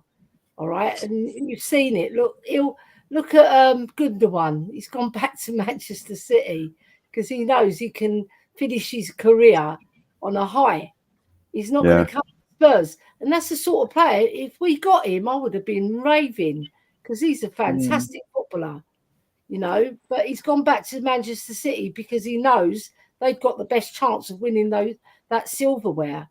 And why are we in this game? Are we in it to just be part of nothing, or are we in it to win it? That's all we're in it for. That's all we're in it for. Kevin, I'll come to you. My argument has been, and Ellie will know, and Mark will know, and I don't know, Az will probably know, and other podcasts have been in. I'm agreeing with what Ellie says in the respect that I've been banging on about where the goal's going to come from for us to challenge for a league. Arsenal get 90, can't score it, right? And then we get our fan base going, Son's finished, he's passed it, right? Well, I don't care if he's passed it, but without his goals, we're fucking screwed. What do you think? The problem is, Adrian, is we bought. I know it sounds weird me saying this. We bought Solanke in, who's obviously going to play in the middle. Son, I'm going to be brutal here. He scored most of his goals in the middle last season. And he's not going to be playing in the middle. He's lost his pace to 32, which is understandable. There's nothing against him as a person. It's just age. So if you're going to get the best out of him, you really need to play him in the middle, and he's not really going to be playing in the middle. So unless he plays in the middle, I don't know. But I disagree. I think he's lost the afterburners he had when he at Wembley stripped past David Luiz and scored the goal, and when he got the Burnley goal at home from virtually our penalty area. But Sonny's not slow. Come on, I keep hearing this that he's slow. He is, Adrian. He's lost his legs. He's losing that speed. You can see it in his game. Yeah. He got through, I think, against Leicester. He got through and fast enough to slip inside and score you loads of goals, and no one else is going to get him. Absolutely. He might very well be, but not to the same rate he was doing it last season or the season before. But it's just natural because of his age. He's gonna lose his pace. It's just natural. What I thought was on real quick, what I thought was on show last game was his hunger. He didn't look hungry to do well at the last game. Right? He looked tired, sort of defeated right at the beginning. He didn't play the ball into the box. He was kind of not committing to things very well. I don't know if maybe his drive, something's up with him. Maybe he's carrying an injury or something. I'm sorry, I'm sorry, but he was anonymous. Completely anonymous in the Leicester game. Yeah, the link-up play between him and Udogie was nice. It was good to see. But when did he take his winger? He's playing as a winger, and the idea of a winger, especially under the Ange system, is to get out, get at your fullbacks, and be crossing the ball. So exactly. I didn't see him do that once. Please correct me if I'm wrong. No, you're right. I also didn't see Son get the ball when he's at his best, when he receives the ball a lot quicker. I didn't think Udogie was sharp enough to give him the ball quicker. No, he wasn't. No, he wasn't. But we know that about Udogie. Like, it was his first game back after being injured and having surgery. But Son, if you're the captain and the talisman for your club, you need to lead by example. And Son just hasn't been on it. I love the guy.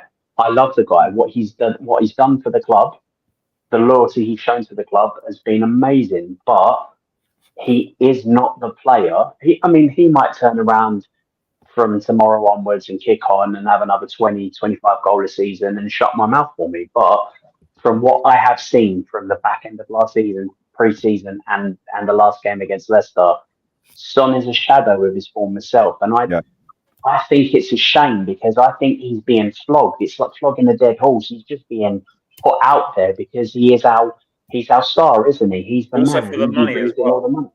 Exactly. I'm not being funny. He's the cash cow. I'm not being funny, but he's here for the shirt sales. Yeah. Yes.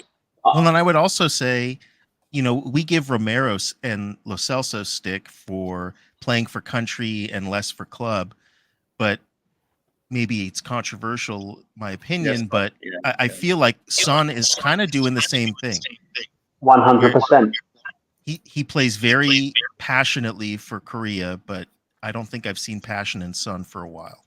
I think it's partly because he's probably had so many years at Spurs. I mean, he's been here since 2015, and I hate to say it, maybe he's realised, why did I stay here? I know it sounds really bad saying this because you were talking about his lack of drive and stuff, and obviously now he's like the senior player in the club, the star of the club, the face of the club. Because as soon as Kane left, they gave the captaincy to Son and put him as the face of the club. And he's realised, what did I do with my career? Because I hate to say it this way because we're on a Spurs podcast, but I'm stuck at Spurs. We don't look like we're going to win anything anytime soon. So why did I stay so long? Because he could have gone to Liverpool, interested in him. I remember a few years ago, he could have fit in that system easily. Like we're talking 5-6 years ago. Klopp loved him. I agree. And I he could have agree. gone to maybe another team that we don't know about. I mean, PSG maybe, I don't know.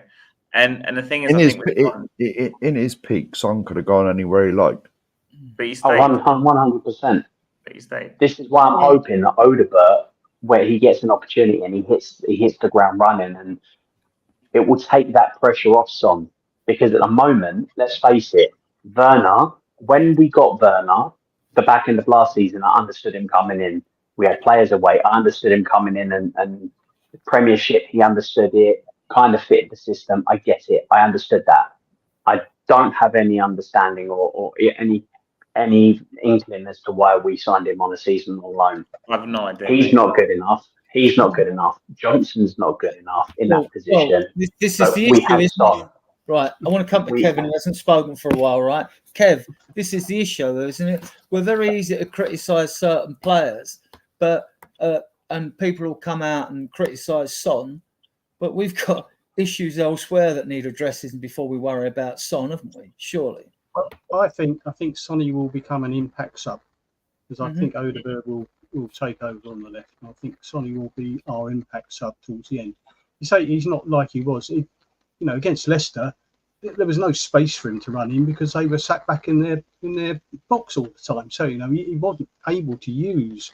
If he does that stay at the pace, he wasn't able to use the pace because there was no space to run into. So I think people are being perhaps a bit hard on him at the moment. Give him a breather. So people criticise Johnson a lot. Last season, every time Johnson came on and Coolidge came off, Johnson went down that wing, put the ball across, and got the assist. Sorry, he got a lot of assists last season, and he's going to get better. Coolidge down that right is not a right winger. He cuts in all the time. He never crosses the ball. And when he had the chances against Bayern Munich in that second game, he scored the goal.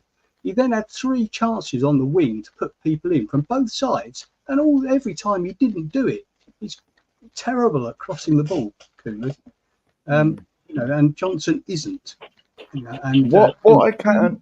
He will go down the line, Johnson, and he will put the ball across. What I can't understand about Johnson is not Johnson, Kulu, sorry, is why doesn't he practice with his right foot? I don't know. You know what I mean? Because I watched something on I'm not sure who it was. It was a documentary about an old Tottenham player. I can't remember who it was. and he said he had no left foot. So what he used to do, he used to go out the back of his parents' house and kick a ball against the garages, and he just used his left foot. And in the end, his left was as good as his right. And so, you know, I mean, we all criticise Kulu because he don't beat his man and cross the ball in because he can't. But just practice. Do something. He crossed the ball of his right foot came to score the 3-2 win, the winner in the 3-2 win at Man City. Yeah, every now and again, he do it. Every now and again, but he just doesn't do it often enough. I think there's quite a lot of falsities being thrown at Kulu because he does beat his man. He can cross the ball. He does cross the ball. He does cross the ball, but sometimes they're so stupid in the middle. They just don't follow the ball. But sometimes his crosses aren't very good. He just kicks them like really far out. Brennan Johnson is actually a terrible That's a good crosser. point, Nat. Brennan This is what I not think. so good at crossing the ball, but he's got a lot of assists, like Kevin very rightly pointed But Johnson, out. Because his pace, were the best pace gets in behind. AJ, you like He stats, does beat right? his man a lot of the time, but he's just Right. that right foot. He checks on his left, doesn't he? And he can be wasteful, but he is a good footballer all round. Everybody wants to see Kula reproduce his debut season form. Last season, he got 8 goals, more than Johnson, who got 5 and 7 assists, more than Werner, right? And he had a poor season by his standards. There's a footballer in there, right? And with regard to crosses, go Google it, guys. See how many crosses into the box in a Premier League result in a goal. When I looked, this was about 2-3 seasons ago, it was 1 in 64. What is this mad talk about crosses into the box, right? And why don't teams do it? Because all teams play narrow. They try to narrow the closed space, which is the sides of the penalty area. That's the closed space, right? Teams try there. He makes more incursions in the box. Why? To narrow the space, because usually there's just your winger and one striker in there. With Spurs under range, what it should be, or like with you're playing wing backs, when one wing back's got it down the wing, the other one should be running a far post, like when we scored away at Leeds in that 4-1 win, right? The same now with handball with the wingers.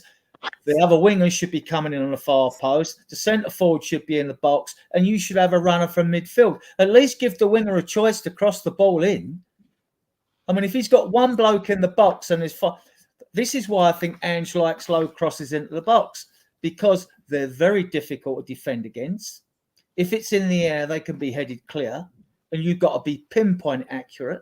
This is why not so many goals are scored by crosses into the box. It's only 1 in 33 from a corner, I think, a direct corner, right? So I understand why us and other teams faff about with short corners that get nowhere, and we all get frustrated watching the game. But like, see, some of the maths don't add up to the arguments. That's what I'm saying. But then we have Richarlison. So what's the point in playing Richarlison in the team if you're going to play crosses? Good point. He's probably going to play tomorrow. That's the reason I brought it up. But... Well, he should play tomorrow because he loves to score a goal against Everton. You know, he should play tomorrow anyway. Well, I think we don't. We don't play to each individual strengths. Like Sonny, his strength is getting the ball over the top. We don't do that anymore. And his strength is receiving the ball in around the box on the penalty, outside the penalty area, and banging one in. Around the penalty area is where Son's at his best. We don't do that anymore. When was the last time you saw screamers? When Romero scored. I think it was against Brentford. That's the only screamer that I've seen us score. And like, I want Ellie, all our goals are quite similar. They just want to whip it across. We want to create the same goal across the 6-yard box and tap-ins. Yeah. None of them want to have a shot from outside the box. None of them. I don't get it. Apart from Porro and VDV.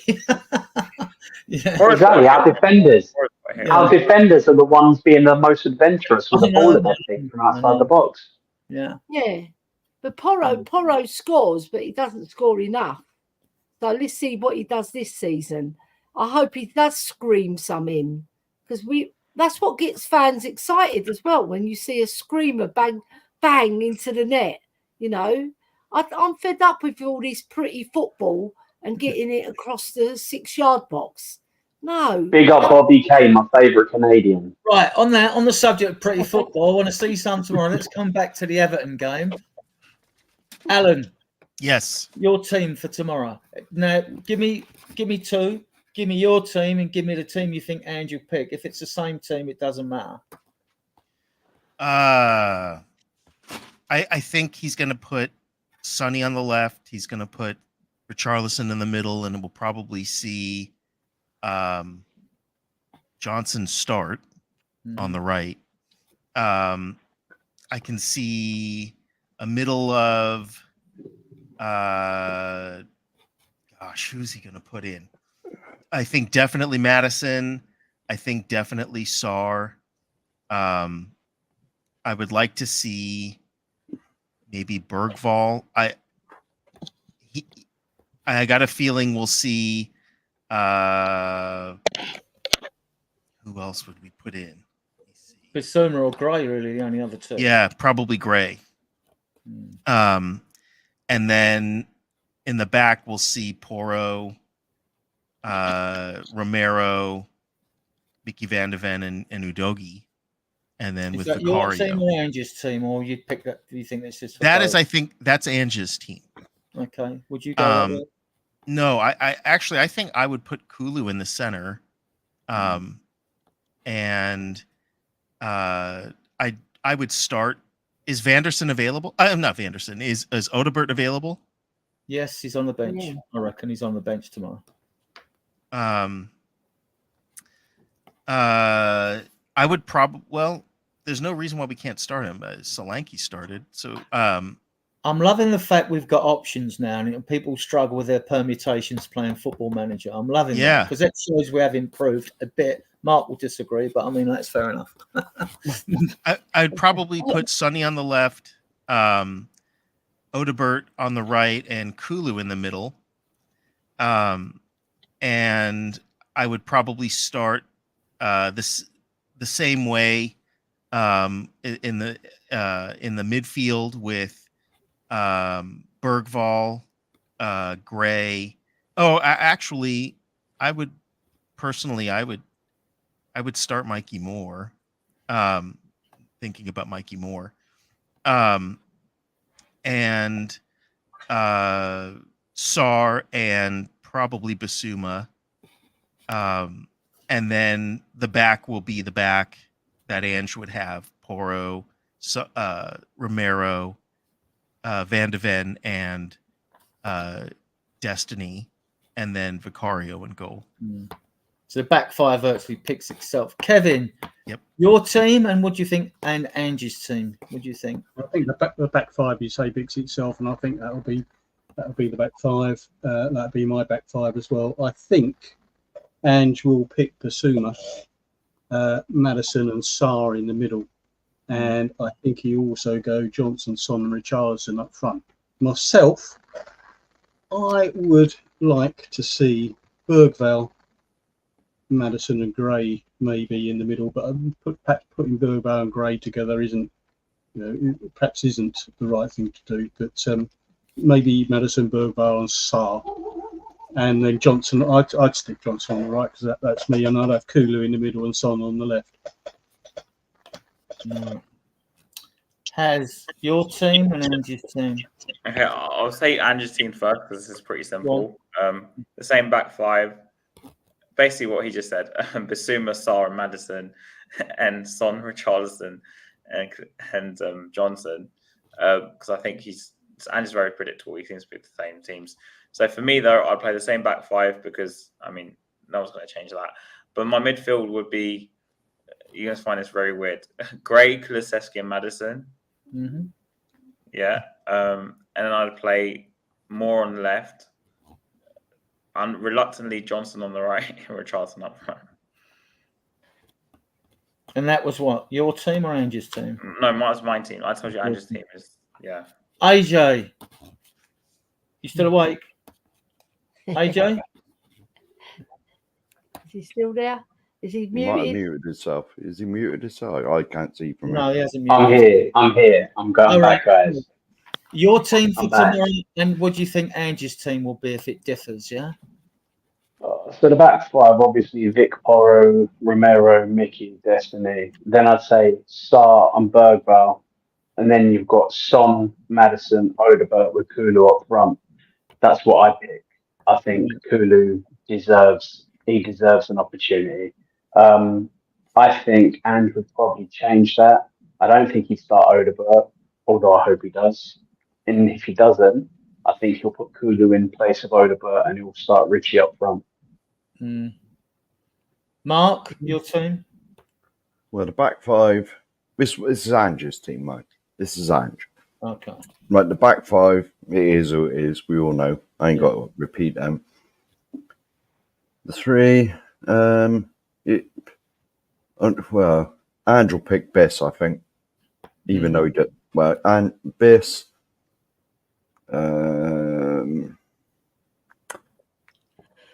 Well, it'll be the same. Hang on. Biss. Who's the other two? Madison,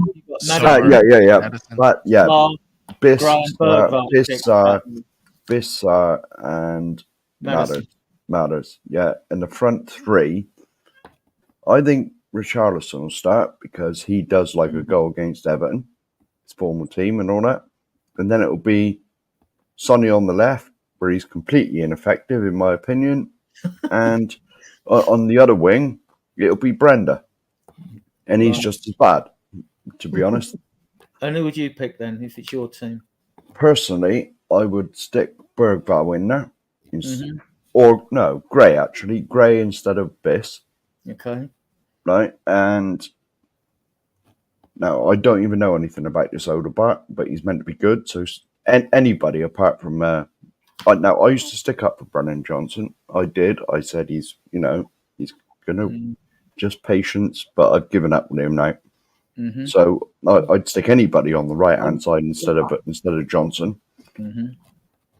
Well, I'll put it this way: I'm available if he wants to give me a ring. I'm only good for 5 minutes. Your coach, you might get a game. Yeah, I am only good for 5 minutes though. And 5 minutes would probably be better than all of them. Yeah. Well, I'm only good for 5 minutes, and I got to go and have a lie down or another pint, or another pint. Well, another pint probably.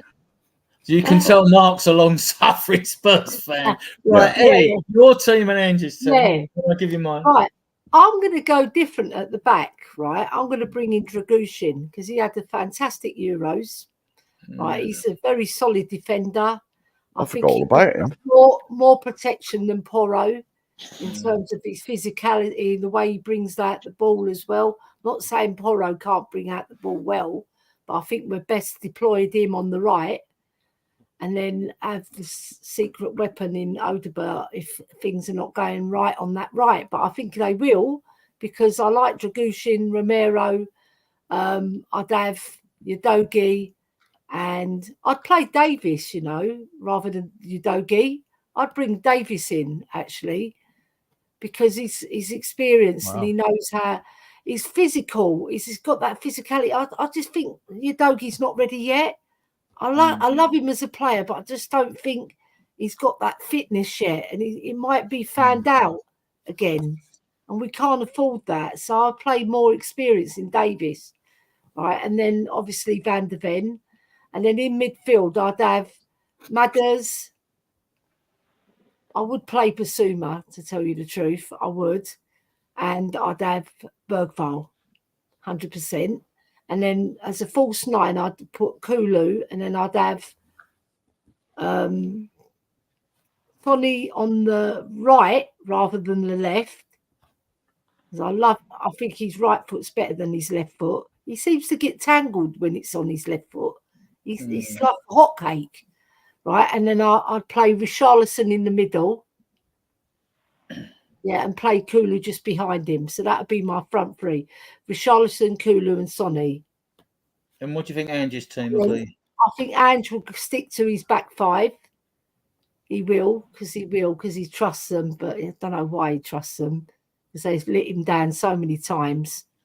And then in midfield, he'll probably play Sarr, Madders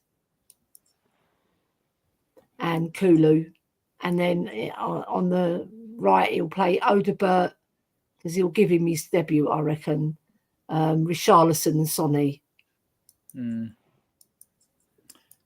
Right, I'll Oh, put the same. but I was just about to say. I was just about to say before you did yours. AJ did put in the private chat. I know you don't read it, Adrian, but AJ did put in the private chat that he had to go. All right, okay, all right. No, I did read the private chat because I made Oh, you some. did read it. Yeah, and I made some answers. I made some answers in the private chat. Remember, to you, two answers I made in the private chat to conversation. Yes, you did. You did actually. Right, okay. I do. I most humbly apologise. No, you don't have to be humble. You just apologise, right? Oh, all right. Get on Right. one knee and propose if you want. Okay, get ready for this, right? I'm going to be controversial. And you pick the same back five, right?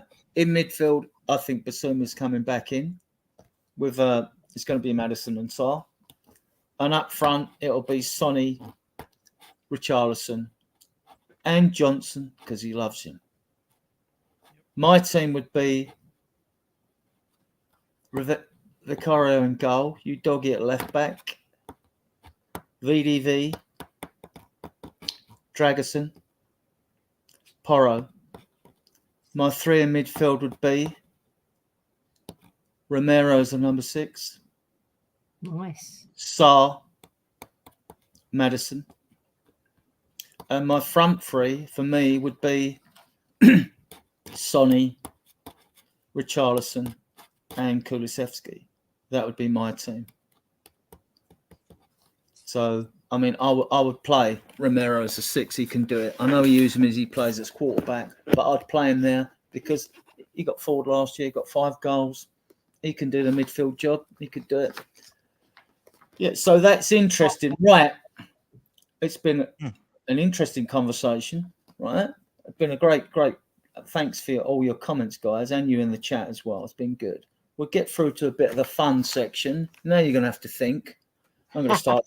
I'm going to talk to Haz first because he's always late. He's Greek like Ellie, and he's always late. So, like, I think he's in Man City Blue as well.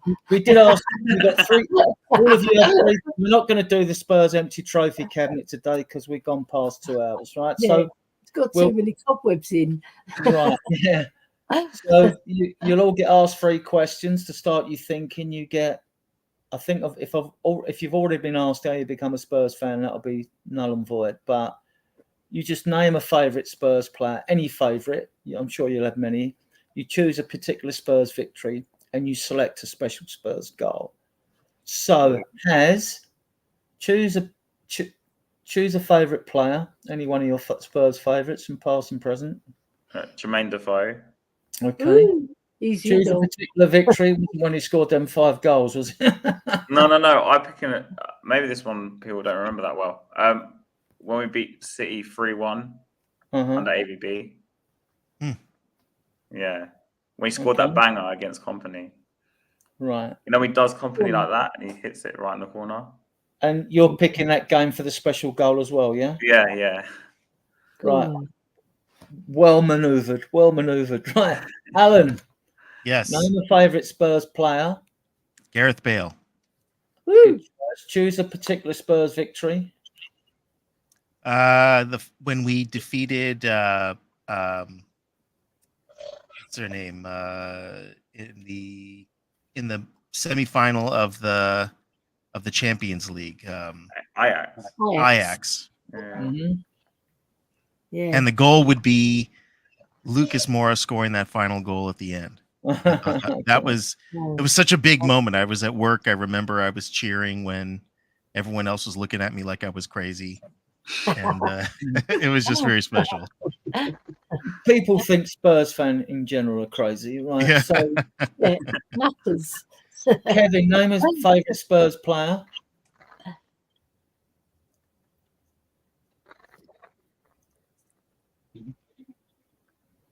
Kevin, are you on mute? Can we hear you? Sorry, yeah, sorry. I was miles. Well, I wasn't miles away. Okay, then. Favourite Spurs player, Phil Bill. Good. Going back a Nice few one. years. That's because I used to wear a number 6 on my back as well. Okay. But match, I'm going this time for the UEFA Cup final second leg at White Hart Lane.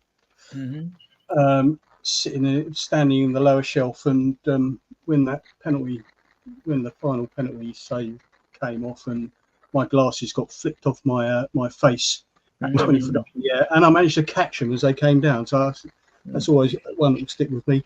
And the That's goal, like when you drop a pint. well, it's a bit like that, yeah. You know what I mean? I mean, you never waste any. No, I was in the upper shelf above you, in the seats Is that above the you. Anderlecht game you're talking about? Yes, yeah, yes. yeah. And my goal was got to be Hoddles against Watford.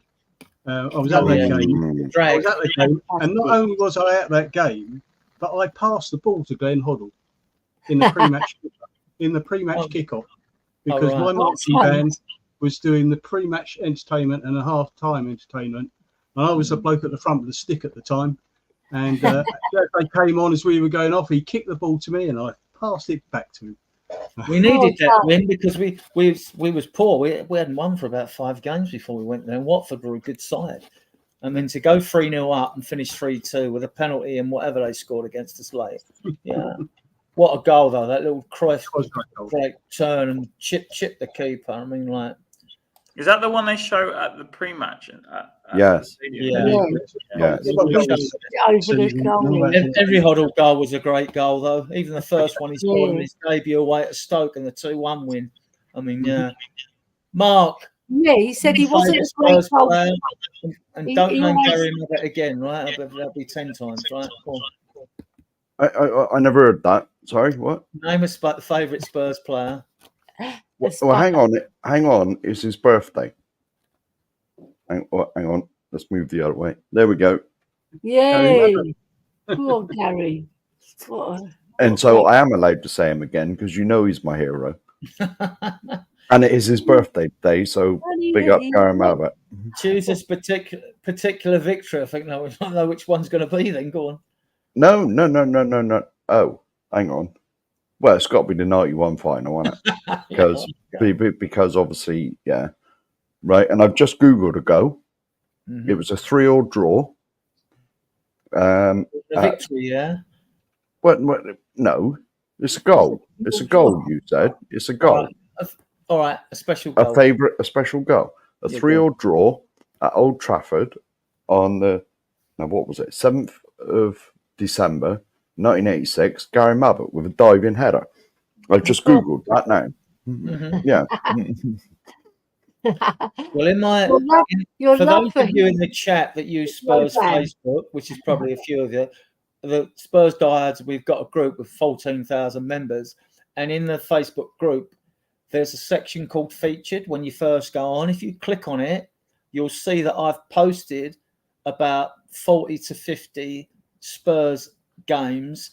They're only like 5-6 minute clips of past victories, and they're usually bangers, these victories, 6-1s, the 6-4 Reading, you know what I mean, and things like that. They're all like games like. So I will post them in the WhatsApp group, but I'll only post them a couple at a time, like, you know, because I'm not even sure if people could bother to go and look at them, like, you know. Yeah. But they're there, and you guys, you'll be able to pick your future goals from them games anyway, and future games and stuff. Ellie, yes, favourite Spurs player? Is it Bergvall already?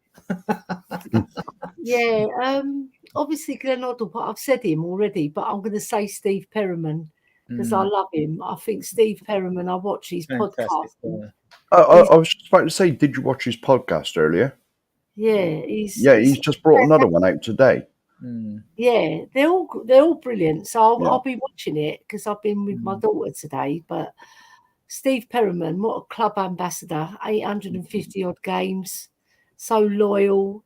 Used to come. He had so many stories about Bill Nicholson as well, and what a great. He's like he's Tottenham Hotspur personified. Steve Perriman, like, you know, he's no one will ever play 850 games for their club again. Yeah, most decorated player, but. Yeah, 14 years at the club, 850 odd games. He won 2 League Cups, 2 FA Cups, and 2 UEFA Cups. And he scored. Got his signed picture on the wall behind me. Yeah, he's the only player in history of the Premiership or the old First Division that scored a goal in every single year that he played in. 18, wasn't it? Was it 18 years? 17, 18? Years, he said. That's what he said. It might have been 18 and he's got it wrong. Because remember, he's getting on a bit. You know, when you get on a bit, your memory goes. But one thing I'll say about him, he lives and breathes Spurs, right? And I love him. I think he's brilliant. He's such a good talker when he talks about Spurs. He's got such love for the club. So are you choosing a Perriman victory, like the AC Milan 2-1 or something like that? Yeah, no, I'm not going to go for that. You'd think I would, but do you Yeah. know what goal I'm going to go for? Go on. I'm going to go for Gazza's goal in the FA Cup semi-final against Arsenal, because that 3-1. goal, honestly, he ran right to me. I was in the crowd, and that Billy Samways shortly after going like that. It was what a goal! What a goal! He must have seen you, Ellie. He must have seen you. He did. He said, "There's Queen Ellie. I'm running towards her. She is the Queen after all, and I'm going to say Her Majesty." Yeah, but I think that goal it shows what Spurs are as a club. Exciting, yeah. So we've got to get back to that standard. But Ellie, we haven't won the FA Cup since Standard. 91. It's crazy. We've Really. let our standards drop, haven't we? Right. So we've got to get back to that standard. Yeah. Scoring those fantastic goals. Gazza was an exceptional player as well. If it wasn't for Glenn Oddle, Gazza would be just shortly behind him. Yeah, definitely. Definitely. Yeah. And then obviously Gareth Bale, I think, because of what he did in such a short time. But there have been some brilliant Spurs players, so it's bloody hard to pick one. But I had to pick Perriman. That pick that I'm moving out the way of is the own goal from the 91 final that Adrian kindly sent me today. Yeah, because he was about to head it in, but Des he Walker, was. who's a big Spurs fan, headed it in for us. Yes. Well done, Des Walker. I'll buy you a beer. I'm last man to go. Wasn't that semi-final the first semi-final at Wembley or something? It was. Yeah. It was. Yeah. Yeah. Don't ask because my dad was I'm going to pick a favourite Spurs player. Some of you might, I mean, Kev might have seen him play. I don't know. I'm going to pick a player who gave his total heart for Spurs every time he stepped on the pitch, and that's a player we got from Burnley called Ralph Coates. And every blade of grass, every game. Remember watching him play, Kev? Yeah. Oh yeah. The goal he got in the League Cup final, I presume you're going to go for as well. Yes, that's what I'm going. I'm the victory. I'm going for the League Cup final in '73 when I was standing at Wembley watching us win. And Coates wasn't picked to play. Johnny Pratt, who was another unsung hero for us, was picked to play in midfield instead. But Pratt came off because it wasn't going. It was 0-0, and then Coates hit that low shot from the edge of the penalty area in the box. I'm picking that goal. So that'd do me, Ralph Coates. And he really was a good servant to this club. I think he loved football so much. I don't know if he's still alive even, but he was playing in his 40s, I think. Yeah. It's his celebration as well, Adrian. It was so brilliant, his celebration. And his hair, the lack of hair. But it was brilliant. And I'll see you guys in the back room. I'm going to play you out with the video clip of us beating Liverpool last season at home. Go on, and I'll see you in the back room.